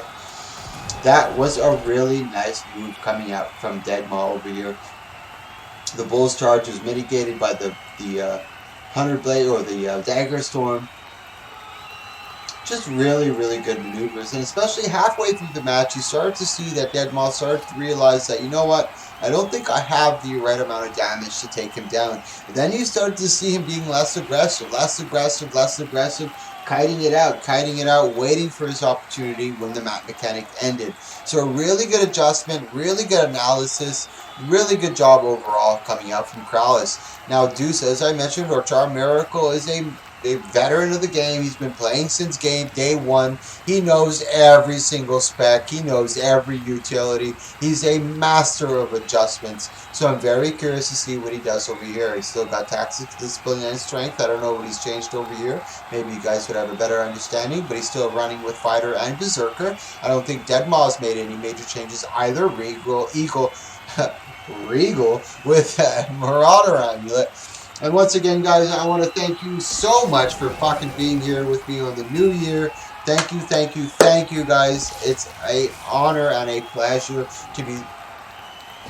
Oh, big engage. To be introducing this new year with you guys. Thank you, from, like, really, no joke, man. Thank you. I'm going to be saying that all night. Deadman over here being a little more patient. As you can see, he already understands the flow. Ooh, good port by and Sunbreak by Deadman over here. Charm Miracle finally starting to find his rhythm. Getting some big damage onto Deadman. But he's got so much kite ability, it's almost impossible for Charm Miracle to close the gap. He does have a lot of gap closers, but at the same time, he doesn't have any projectiles. He does have a Trailblaze and maybe some axe throws, but Deadman has just got too much kite ability. He's able to create huge gaps within his opponent in a blink of an eye. It's very difficult for Charm Miracle to close those. Trying to get the whirlwind, as you can see, but Deadman with the quick reaction. APM's over 200.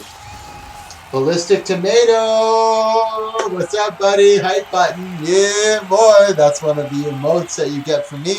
I'm also going to be sending New Year's and Christmas gifts to all my 3-month and over subscribers. So if you guys are a subscriber over 3 months, I'm going to be sending you a Christmas gift. It's going to be a little bit of Mystic Coins, a little bit of gold, a little bit of some exotic dyes, a little bit of some mats, maybe some globs of ectos, just a little bit of to show my appreciation. And once again, guys, thanks for ringing in the new year with me and all the boys over here in Discord.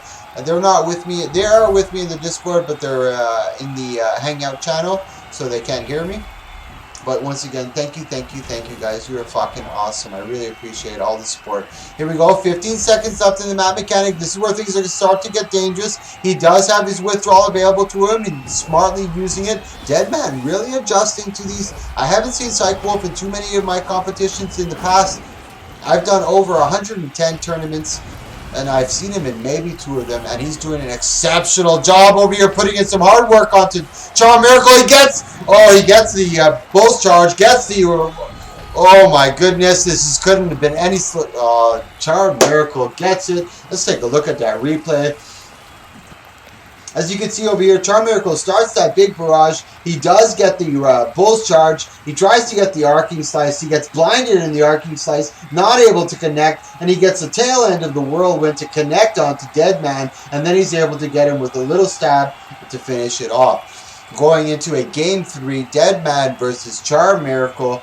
We're still in our quarterfinals. This is our second to last game in our quarterfinals. Then we're going to be moving into the semis, which is not going to fail to deliver some spectacular fucking matches, guys. Once again, thank you so much for joining me so far in this tournament. I really do appreciate it. And ringing in the new year, guys. If you want to see the participants that have already participated, there is the brackets for Battlefy. And if you want to participate in future events, we do one 1v1 a week and one 2v2 a week. We also do Fashion Wars contests. We also do Viewer's Choice. We also do a lot of World v World. So you guys are more than welcome to join.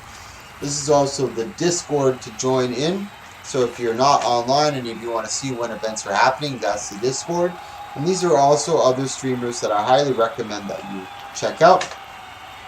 Support the community. Big Snake should be in there. I'm not sure why he's not in there. He should be #1. Big Snake, no joke, guys, is one of my favorite streamers. Hey, thank you so much for that follow, man. Woot woot. Every time you guys click that follow or that subscribe, it really encourages me to keep going. And I also play stadium crowd sound effects. We've tried it for the past 2 or 3 tourneys, and we did votes every single time we did a tournament, and every single time the crowd preferred, or the spectators preferred, to hear the crowd over actual music. So I hope you guys enjoy it. This one's going to be another game of cat and mouse. Charm Miracle is going to try to find his window of opportunity and try to get that big pressure onto Deadma. And Deadman's going to try to be very, very cautious. He's not going to get too complacent. He's going to be poking and prodding a little bit, but at the same time, he can't get too complacent. He's got to keep the pressure onto Charm Miracle, and that's exactly what I mentioned right there. It only takes a fraction of a second for Charm Miracle to get that pressure onto Deadman, but he does have a lot of that kite ability. He's using it to his fullest advantage.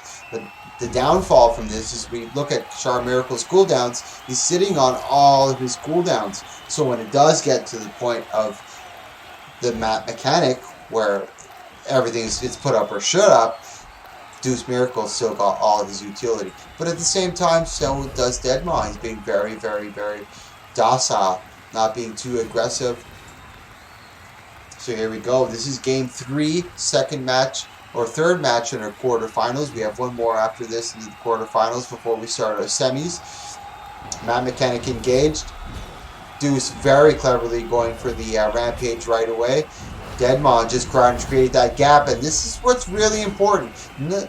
Although you see Deuce Miracle not hitting with a lot of his Rampage, he's wasting a lot of Slippery Deadman's utility, which is crucial because as soon as he comes out of Rampage, Deuce has still got all of his utility. Really good exchange coming out from both of them. Nice mitigation. Deuce is trying to get that big pressure onto him. Nice CC. Charm Miracle sitting at 27.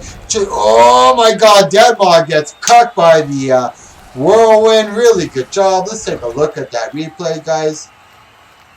Now we have Bianca versus Krallis? Is it Krallis?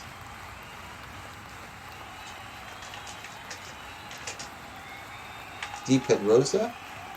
Yeah, Deep Head Rosa. So it's Bianca versus Deep Head Rosa, guys. Bianca versus Deep Head Rosa. That's Deuce that takes that in a game 3 series, spectacular fashion. Nice job coming out from Psych Wolf. He put in a lot of effort to make his way that far into the tournament. Very nice coming out of both of you. So we already have Slippery when wet. Oh, no, Slippery, it's not you. Oh, is it Slippery?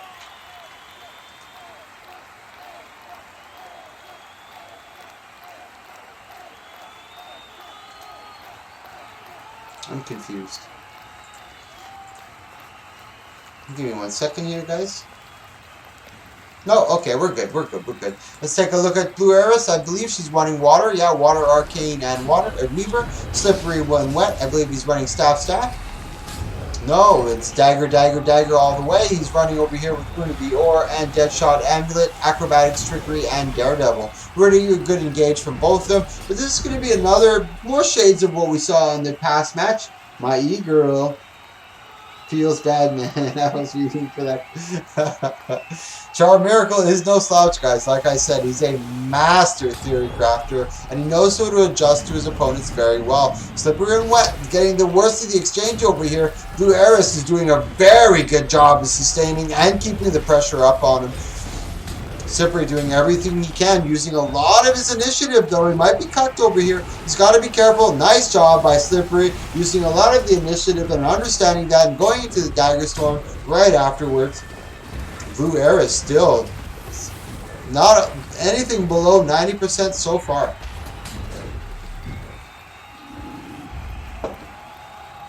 Slippery's in big trouble over here, trying to create a little bit of that distance. Blue Eris. And like I mentioned, guys, this is probably another one that's going to be forced into the map mechanics. Slippery tried to engage at first to see what his what it would be like. You know, go to toe-to-toe and see where he stood on the totem pole. And unfortunately, the better of the exchanges always went to Blue Eris. So he's kind of forced into the situation. His arm is pulled. Kind of push it into the map mechanic. Because without forcing into the map mechanic, I don't think he has too much of an advantage. The Weaver Water Elementalist is just too strong. A lot of counterplay, a lot of sustain. And you can see here the tactic taken by Slippery, just kind of kiting. It may seem cheap, but this is what you got to do to win sometimes. keep in mind, guys, we are having a third place match as well. So when we get into the semifinals, and if you lose in the semifinals, don't go anywhere. We still have a third place match. And our finals match is going to be a best of 5 series. Slippery and Wet trying to get as much pressure as he can. Bianca doing a spectacular job over here. Let's take a look over here at Bianca. If you guys are looking to run Water Weaver, I highly suggest watching Blue Everest. Nice job by Slippery over here, trying to get the pressure down, but Blue Everest takes that very, very handedly. Alright guys, give me a minute. I'm just going to go grab myself another beer. Once again, woo woo, happy 2020! Thanks so much for celebrating the new year with me, guys. You guys are fucking amazing. Thank you, thank you, thank you, guys.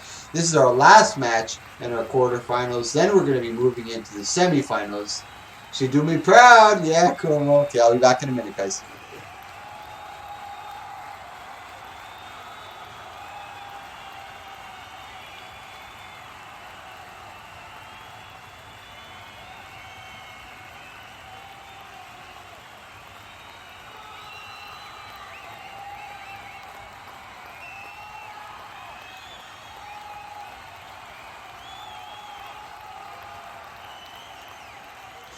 Kirby, there's woots everywhere. I've been calling woot woot all night, my man. Woot woot. So here's Slippery and Wet. The pressure is on him now. He's in a lot of trouble. He's in the red zone over here, guys. Let me know if my mic's too loud or if the crowd cheering in the background. We're the gladiators over here, so let me know if the crowd cheering in the background is too loud. Shadow Arts, Trickery, Daredevil. I don't think he was on Shadow Arts before.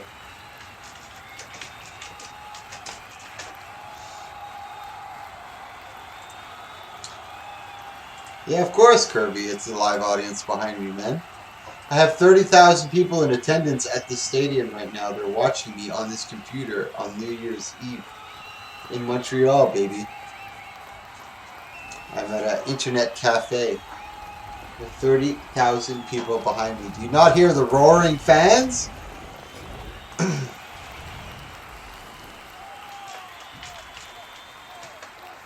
I'm going to game end over here, guys, because Slippery One Wet did end up changing his, as you can see, he's got Shadow Arts over here, and I knew he didn't have Shadow Arts before, and this is one of the rules in this map mechanic. You cannot change your 3 specs. You can change all your traits, you can change your weapons, your runes, your sigils, your amulets, your utilities. You can change all of that stuff, but you cannot change your 3 trait lines. And I've spec'd Slippery One Wet before, and I knew he didn't have Shadow Arts. He knew he had Acrobatics, Trickery, and Daredevil.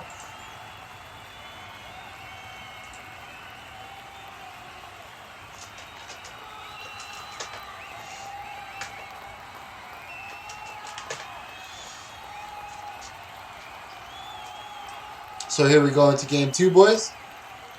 Blue Aris having game 1 under her belt. Slippery Slip going into game 2. Wasn't fully aware of the rules, and that's perfectly fine. If you're new to my tournaments, I will not flame you or bash you for getting something wrong. It does happen. We all make mistakes. Admin Mike with the Iron Fist. Kirby, you know it, boy. You know it. Slippery trying to stay into stealth as long as he can, and this is going to be a dangerous situation. Let's see if Slippery went a little more aggressive on his utilities. Yeah, you can see he went berserker with the Scholar because he knows he needs to be able to keep that pressure onto Blue Aris. And sometimes the only good defense is good offense. I think that's what they say. I think that's the word. Slippery doing a really good job. And not only does stealth confuse the opponent, but it also detargets. So it really gives you advantage. You're able to stay on your target, the other person doesn't stay on their target, and if you're able to be slippery enough and do it quickly, you'll be able to waste a lot of your opponent's burst on absolutely nothing if they miss the target. Really good job by Slippery, but once again, guys, I think this is going to be pushed into the map mechanic.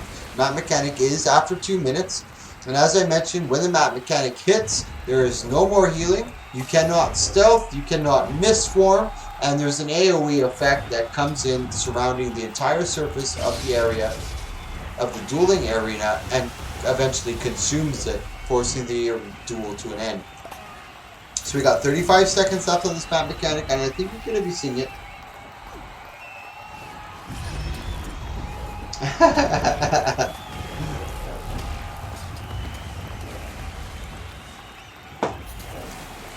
So here we go, Blue Arist. Now, I think that Berserker is starting to make a little bit of a difference on Blue Arist. As we saw in the first match, I don't think Blue Arist went anywhere below 90%. You're being very, very vigilant on their mitigation and just making sure they kept their barriers up and their cleanses up.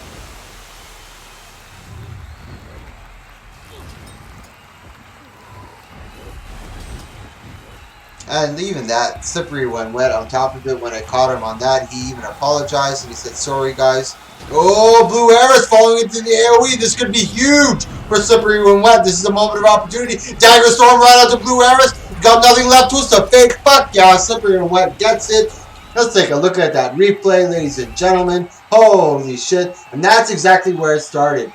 Blue Arist stepped on top of the AoE effect. And that AoE effect can hit you anywhere from 4 to 7k tick per second. And that was the beginning of the end for Blue Arist. She ended up stepping in that, getting a 5k tick damage. Slippery Slip saw his moment of opportunity, put on some little bit of damage, forced the Twist of Fate from Bianca, and then Dagger Storm immediately afterwards, mitigating any damage to him and putting a lot of heavy pressure onto Arist, getting the down, forcing into the game 3. I think this is our 5th or 6th game 3 in our 1v1 tournament so far, guys. Spectacular stuff, and I knew it was not going to fail. Really, I knew it was not going to fail to entertain, is what I mean. Really nice. And the semifinals, ooh boy, you better batten down the hatches, guys. It's going to be a fucking storm, man. Get ready for it. Here we go, Blue Arist versus Slippery. And this is going to be another slow-paced match, so get ready for it, guys. A little slow-paced. We're not going to be seeing too much. Both of them understand what's going on in this little dance here. They're going to be forced to the map mechanic without a doubt. The Slippery is going a lot more aggressive with that Berserker as he stayed on Berserker. Let's take a quick look at Slippery. Okay, yep. Scholar full ham with the Scholar Ferocity. Damage while your under health is above 90. Not a huge fan of that. I more prefer the Eagle, but this is all personal preference. He's running over here Dagger Pistol with a short bow for the range as well. Acrobatics, Trickery, and Daredevil. We got Blue Arist running with Water, Arcane, and a Weaver, running the Sword, Dagger with Traveler and Amulet. Full sustain coming out here from Blue. And that's another reason why I really like the map mechanic. It changes the entire dynamic. On average, you would know that this is probably going to go to Blue Arist, you know, but with the map mechanic involved, it can go either way. Right now, they're both getting very aggressive with each other. Good exchange from both of them. And like I said, guys, we're not going to see anything major until the map mechanic. So I'm going to take this time to solicit. If you like this kind of stuff, guys, this is my 84th 1v1 tournament. I've done about 30 2v2s, about 10, 11 3v3s, about 25 Fashion Wars. So if you like this type of content, check out my highlights videos. You'll see all of my highlights. I'm very new to streaming. I've been streaming for about 3 months now. December has been a little busy for me, so I haven't been streaming too much, but January we're going full ham. So if you like this kind of content, guys, or type of content, click that follow, click the subscribe. I would really appreciate it. And it also encourages me to just keep going. Here we go, 35 seconds left to this map mechanic. Things are going to start to get interesting. Let's take a look at their cooldowns. Blue Arist is not sitting too pretty over here. Finally does get one Twist of Fate available to them. Let's take a look at Slippery when wet. Doesn't have too much. Does have the Shadow Step, which could be very crucial. We got 15 seconds left in this map mechanic. Things are going to start to get really dicey over here. They got to be careful. Slippery and wet backing out. 5 seconds left. This is where you want to put as much pressure onto your opponent as you can, because right at the 5-second mark, when you damage on them, they usually don't have enough time to react to the heal. So you're able to get them into a deficit into the map mechanic. Map mechanic has them engaged 88% to 100%. Blue Aris has the advantage. No! Slippery falls in. Very, very unfortunate for Slippery. Blue Aris taking full advantage of that. Twist of Fate. Slippery once again falling in. And this is just a little bit of the... this is just a little bit of rookie. You know what I mean? If you haven't participated in a lot of my tournaments in the past, this is kind of what happens. You don't understand them fully. And this is why I usually give the advantage to my veteran players. There's some of these guys in these tournaments that have done over 40 of my tournaments. So I can definitely, if you're done over 40 of my tournaments, I consider you a veteran. And this is where they really start to shine. When the opponent thinks they have the advantage by forcing it into the map mechanic, and then the veteran just kind of dances around them, completely pulling their pants down and making them look foolish. So this is our first game into our semifinals, guys. This is going to be a fucking barn burner. Sin versus my man, Vic boy.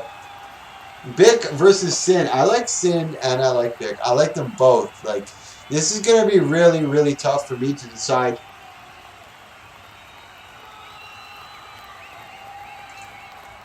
What do you mean, Nick? I don't know what you mean.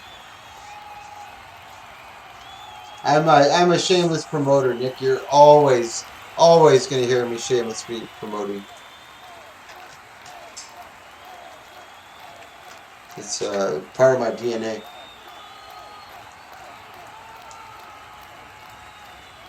So I'm waiting for Sin versus Mechanus. I know they're both here.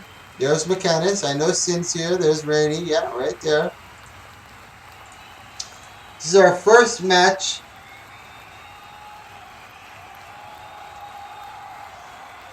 Here we go, Mechanus. He's running his Soul Beast. This is... Oh my god, bro. I get cucked again. Why am I getting fucking booted? I'm running right back in, boys. Have no fear. My computer is fast. I will relog quickly.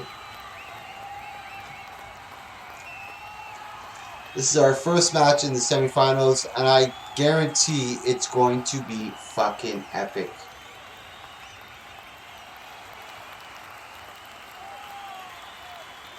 Sorry, I'm pumped. There's no song request going on right now. Right now, we just got the crowd in the background for our tournaments.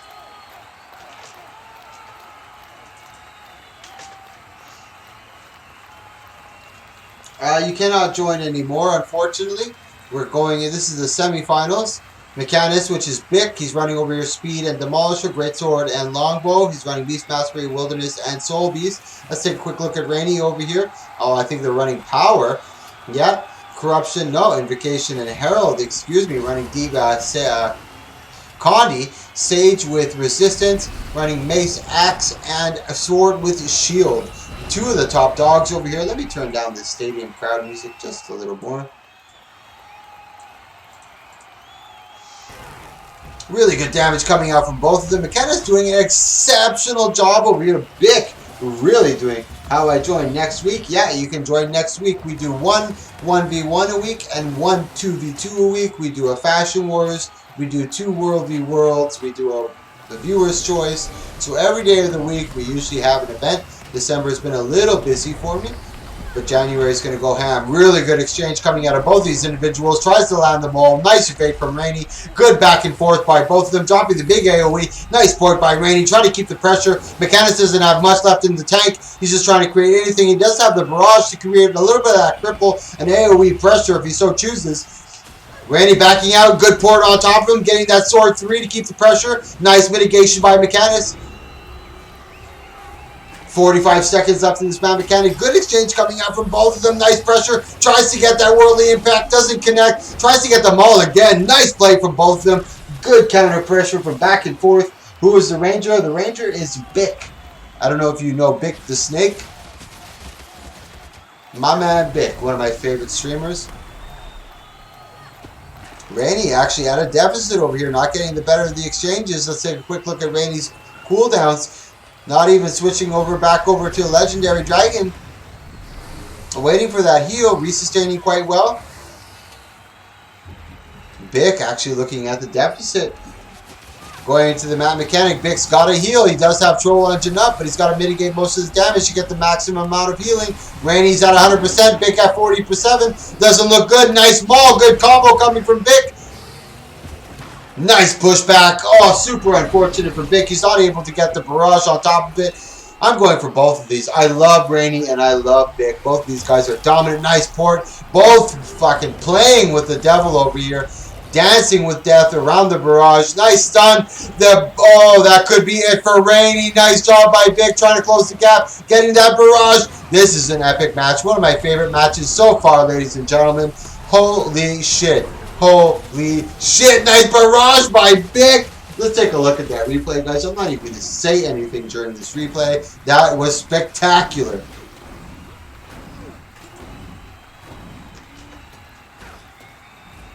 Wow, that was good, guys. The Ranger is big. That was epic, guys. That was fucking epic. And Rainey is no slouch. A very strong competitor. I think it was Rainey and Magic Boy. Their team. Rainey and Magic Boy both participated in this tournament. Magic Boy was unfortunate. He actually got eliminated in the first round. Unprecedented. Never seen him got eliminated in the first round, but he did. But Rainey and Magic Boy were actually the ones who eliminated Team USA in last week's MAT. So very, very strong performances coming out of both these individuals.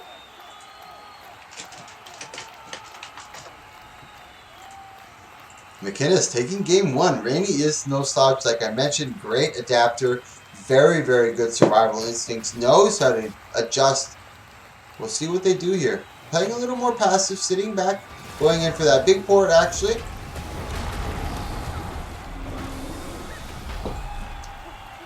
Trying to get the second proc on the maul by Mechanist. Not able to connect. Rainey dropping the AoE to try to create a little bit of distance, get that pressure. Oh, Isabel, she's got a crush on Vic. Nice barrage by Vic. Good counter pressure by Rainey. Nice barrage. Good job by Vic. Noticing that crystallized hibernation proc by Rainey. Trying to create a little bit of that distance. Get him off. Glint elite proc. Not able to connect. Nice job by Vic creating that distance. Evading most of that. I think he may have connected on that maul. Doesn't look good for Rainey over here. Really under pressure. Another maul connecting. Oh my god. Rainey's on the run over here. Now Vic is counter pressured. He doesn't have anything left in his utility skill. No, as I thought, not much left in his utility skill. Rainey, let's see what they've got left in their skill. Not much. Drops the AoE, trying to create a little bit of that LOS. Staying out of that range. Nice port. Trying to get that sword 3 onto Big. Worldly impact. Guard. Nice counter pressure by Big. Noticing that from Rainey. This is some top tier stuff right here, guys. This is some good matchup. Really, really impressive stuff. If you want to play Revenant or you want to play Ranger, these are the boys to watch right here. Doesn't land the Glint Elite. Nice evade frame by Bick. Trying to get the counter maul on top of him. Rainey's starting to catch his number here. She's starting to find out his rhythm, starting to see how he likes to land his combos. You can start to tell by the deficit in health over here. Rainey fully catching up. Trying to get that maul. Nice evade. Drops the AoE. Nice stun over here. No crystallized hibernation. Tries to get that worldly impact. Sword 3 right back into him. We got 2 seconds left in the Map Mechanic. Map Mechanic has been engaged. Rainey creating a little bit of distance. Standing by that shoulder. Not trying to create that big open field fight. She does not want that. Nice pushback into the AoE by Mechanist. That could be detrimental for Rainey. He doesn't have the Glint heal because the Map Mechanic is involved. There's no more healing. It's a do or die situation. Mechanist is doing an exceptional job. Creating nice pushback from the Glint. Nice counter pressure. Tries to get the rapid fire. Doesn't connect. Crystallized hibernation. Drink drop. Big drops the barrage. Ports back on top of him. Rainey might not have enough to go. 20% surviving on a whim. Worldly impact. Holy shit. Holy shit. Holy shit. That was epic.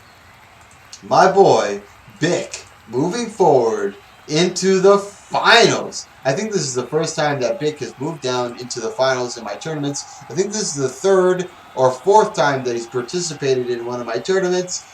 So our next match coming up, our second match in the semifinals. Sorry guys, one sec.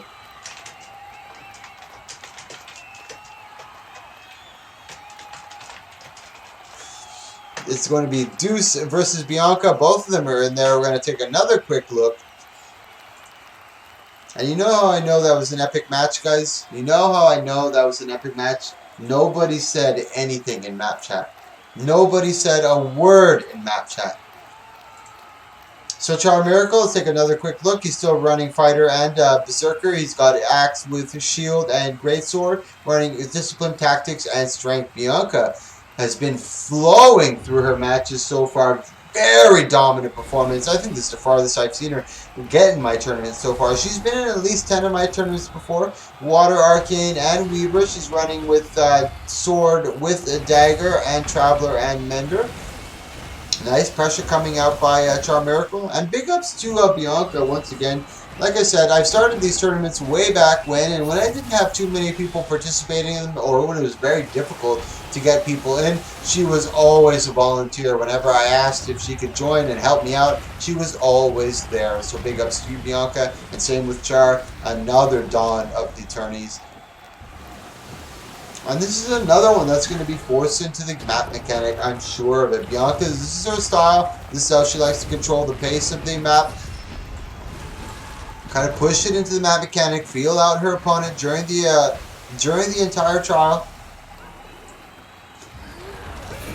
But I'm not sure who is going to benefit in this situation, to be honest. It's a lot of pressure that the Warriors are able to bring onto the Ellie, especially when the map mechanic is involved and she's not able to re-sustain. As you can see, most of the pressure is being forced on by Char over here. Blue is not able to get any real counter pressure onto Char, so I'm kind of curious to see what's going to happen when that map mechanic gets involved.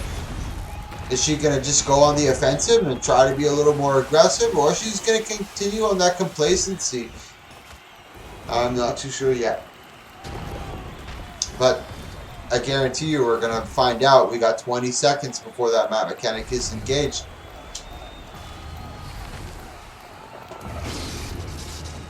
Both of them kind of giving each other a little bit of space, knowing that the map mechanic's coming. Bianca's not a little bit of a worse for wear, and you can see Char Miracle once again, master of the rampage uses, knows that the map mechanic's coming, pops the rampage, perfect timing, heavy pressure onto the opponent just before the map mechanic, not allowing any healing. Bianca's in big trouble over here, starting to become, getting really close to that red zone. I consider 20% health red zone. This is where you gotta like make or break. You gotta pull out the clutch moves. You gotta pull out that God style. Nice job by Bianca over here though. Really good job. Char Miracle was expecting her to bait into him. Oh, it catches him with the Bull's Charge and gets that big 100 blades on top, getting the advantage. Char Miracle takes game 1.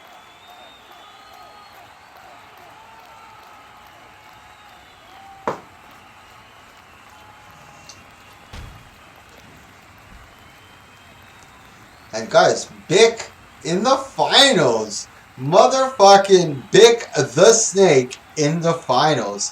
He will be facing Char Miracle or Blue Arist. I don't think we're going to be having a third place match today. Let me see who our finalists were. Sin. And Sin is not there, so that's good. Perfect. So we're not going to have a third place match, guys. We're going to move right into the finals right after this. So after this, we're going to move right into the finals. And the finals is going to be a best of 5 series. Match starting in 6 seconds. Here we go.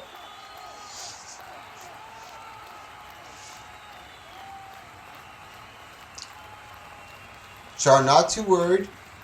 As we saw before, not too much. Most of the pressure was put on by Char. He got the big Bull's Charge over here, trying to force everything out. Going for the early Rampage. As we saw before, he always uses Rampage early in order to have access to it when the map mechanic is engaged. And in a situation like this, where he's fighting a very bunky Ellie, he knows it's going to be going to the map mechanic. Was there a real point in using Rampage at the beginning? No, but you know what? Maybe if you're lucky, you're able to catch them off guard and get some good pressure. But so far, nothing from both of them.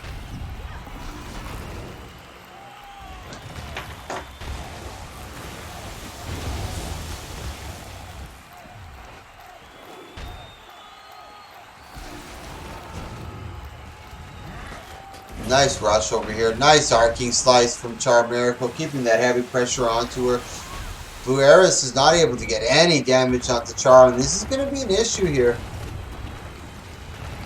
It might be a mind game by Blue Eris over here, trying to make Char Miracle, thinking he's a little overconfident, and then when that map mechanic comes, does turn on the pressure. I'm not entirely sure, but it doesn't look good so far.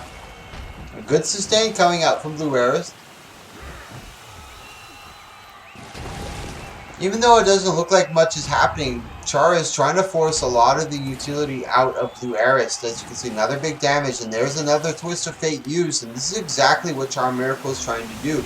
You don't see the damage meter changing too much or the HP changing too much, but you see the utility bar getting consumed. Both utilities have been used. 5 seconds left in the map mechanic. Good damage coming out from Char.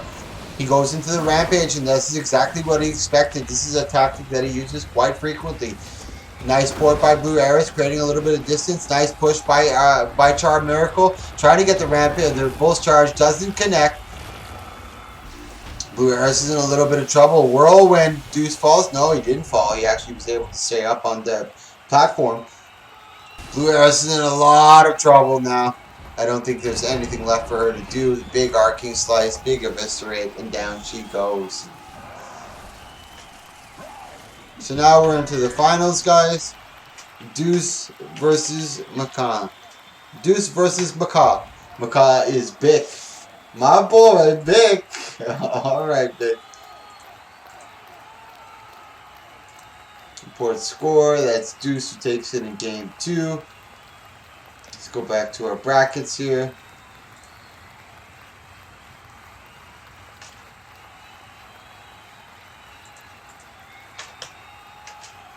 It's a best of 5 series.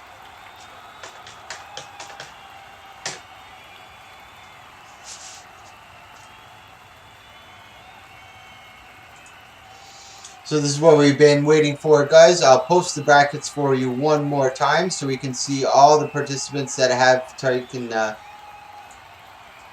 place in this tournament today. I'll be posting this video and my highlights right after this as well.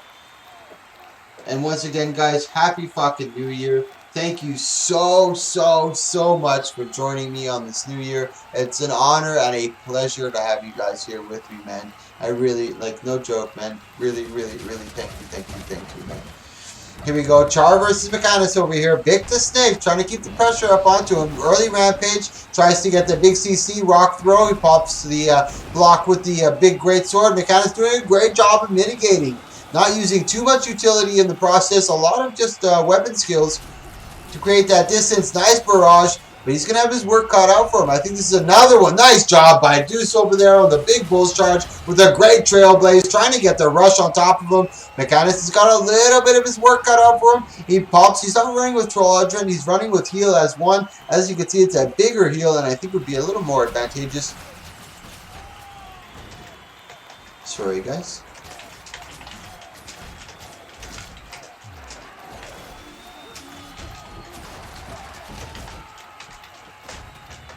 Nice block. I think this one's going to be another one that's forced into the map mechanic, boys. I have no doubt in my mind. Mechanus versus Char Miracle. Mechanus is doing an exceptional job. He's been owning all of his duels. Same with Char Miracle, coasting through their tournament so far. Very excited to see what happens. This is the culmination of, I think we're at over 16 participants in this 1v1. This is our New Year's 1v1. Nice worldly impact. Deuce counters. Nice maul over here. Both of them are really at worst for wear. Mechanus is really low. Beautiful maul coming up from Mechanus. I don't even know how he landed that. Let's take a look at that replay, boys. Holy shit. This is a duo exchange from both of them. They were going tit for tat over here.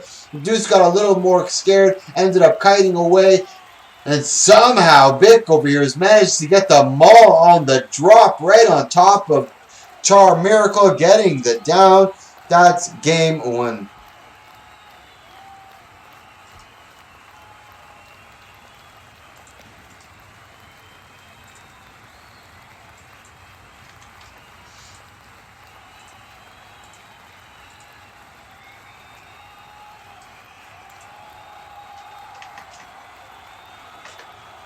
Here we go into game 2. Charm Miracle versus Mechanist. Mechanist getting the better of that exchange. Really, really impressive performance coming out from Mechanist on this one.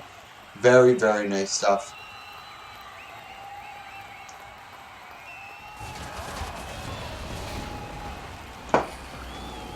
Rampage, early proc by Charm Miracle. And once again, Bic very anticipating this, understanding it, almost watching his opponent in his previous matches, and just using the LOS and the spawn point to mitigate all of that Rampage.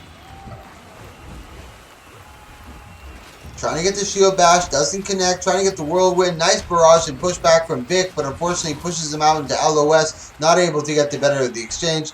Deuce trying to close the gap, and it's a little funky at this moment. Charm Miracle doesn't have much range, so it's hard for him to close that gap. Mechanist has got exceptional kite ability, so it's going to be hard for him. Nice block over there by Bic, tries to get the maul, does connect on it, shield bash a little far, eviscerate, not the eviscerate, but that's the, eviscerate. Another huge victory by Mechanist. He's just taking this one away. 2-0 for Mechanist. Let's take a look at that replay. Nice barrage. He baits him into the big maul. Beautiful job by Mechanist on this one. Whew. This is game 3 over here. This is a best of 5 series. The pressure is on. Charm Miracle's back is heavily pushed up against the wall. Mechanist has got a huge grin on his face, looking for that 250 gold in his pocket. Can Deuce deny him? He's got a huge hill to climb here. He's literally got to win 3 games in a row in order to take the victory here. Mechanist has had a stellar performance throughout. His confidence is unprecedented in this tournament so far. Really, really, really nice. Yeah, this is my boy Bic. I believe this is Bic. From the rumors and the whispers that I hear from my spies and informants, this is Bic is the Snake. Bic is one of my favorite fucking streamers, guys. If you don't know who he is, I highly recommend you check him out. The master of entertainment. That's wow. Wow, wow, wee wah. Yeah, it's Bic. It's Bic. I know it's Bic. You know how I know it's Bic? Because he just yelled out release. He just yelled out release. And if you know Bic, he has epic moments in his stream where he puts I'm not even gonna tell you guys. You gotta go watch. You gotta go watch that his release. Now it's Bic the Snake that gets 250 gold. Charm Miracle in second place that gets 100 gold. Once again, guys, if you like this kind of stuff, click that follow, click that subscribe. I really, really, really do appreciate all of you guys fucking coming out. And, you know, it's fucking New Year's, guys. Thank you so much for being here. Oh, let me turn on my webcam so you can hear and see the sincerity in my voice. Thank you so much, guys. I really do appreciate it. You guys were amazing. Really good tournament. Bic the Snake, the man, has returned. This is his 4th tournament of mine that he's entered into, and he did an exceptional job fucking dominating from coast to motherfucking coast. Bic the Snake, thank you so much for coming. All of you guys in the Twitch viewers, I really do appreciate it. You make it more exciting for the participants. Having a crowd out there, knowing they have people watching, I really do appreciate it. Alright guys, that's it for me streaming today. I'm going to be playing a little bit later as well though. But I'm going to be transferring you over to Zarissa. She's the guild leader of AL, the guild that I'm in, and the guild that I've been in for a long time. One of the premier PvP guilds in Guild Wars 2, man. Awesome, awesome, awesome guild. And that's it, guys. Happy New Year. Thank you so fucking much for coming. I really do appreciate it. Bic, my man, getting the win. Alright, guys, have a great night. I'm going to be hosting over to Zarissa. Thank you. Arrivederci.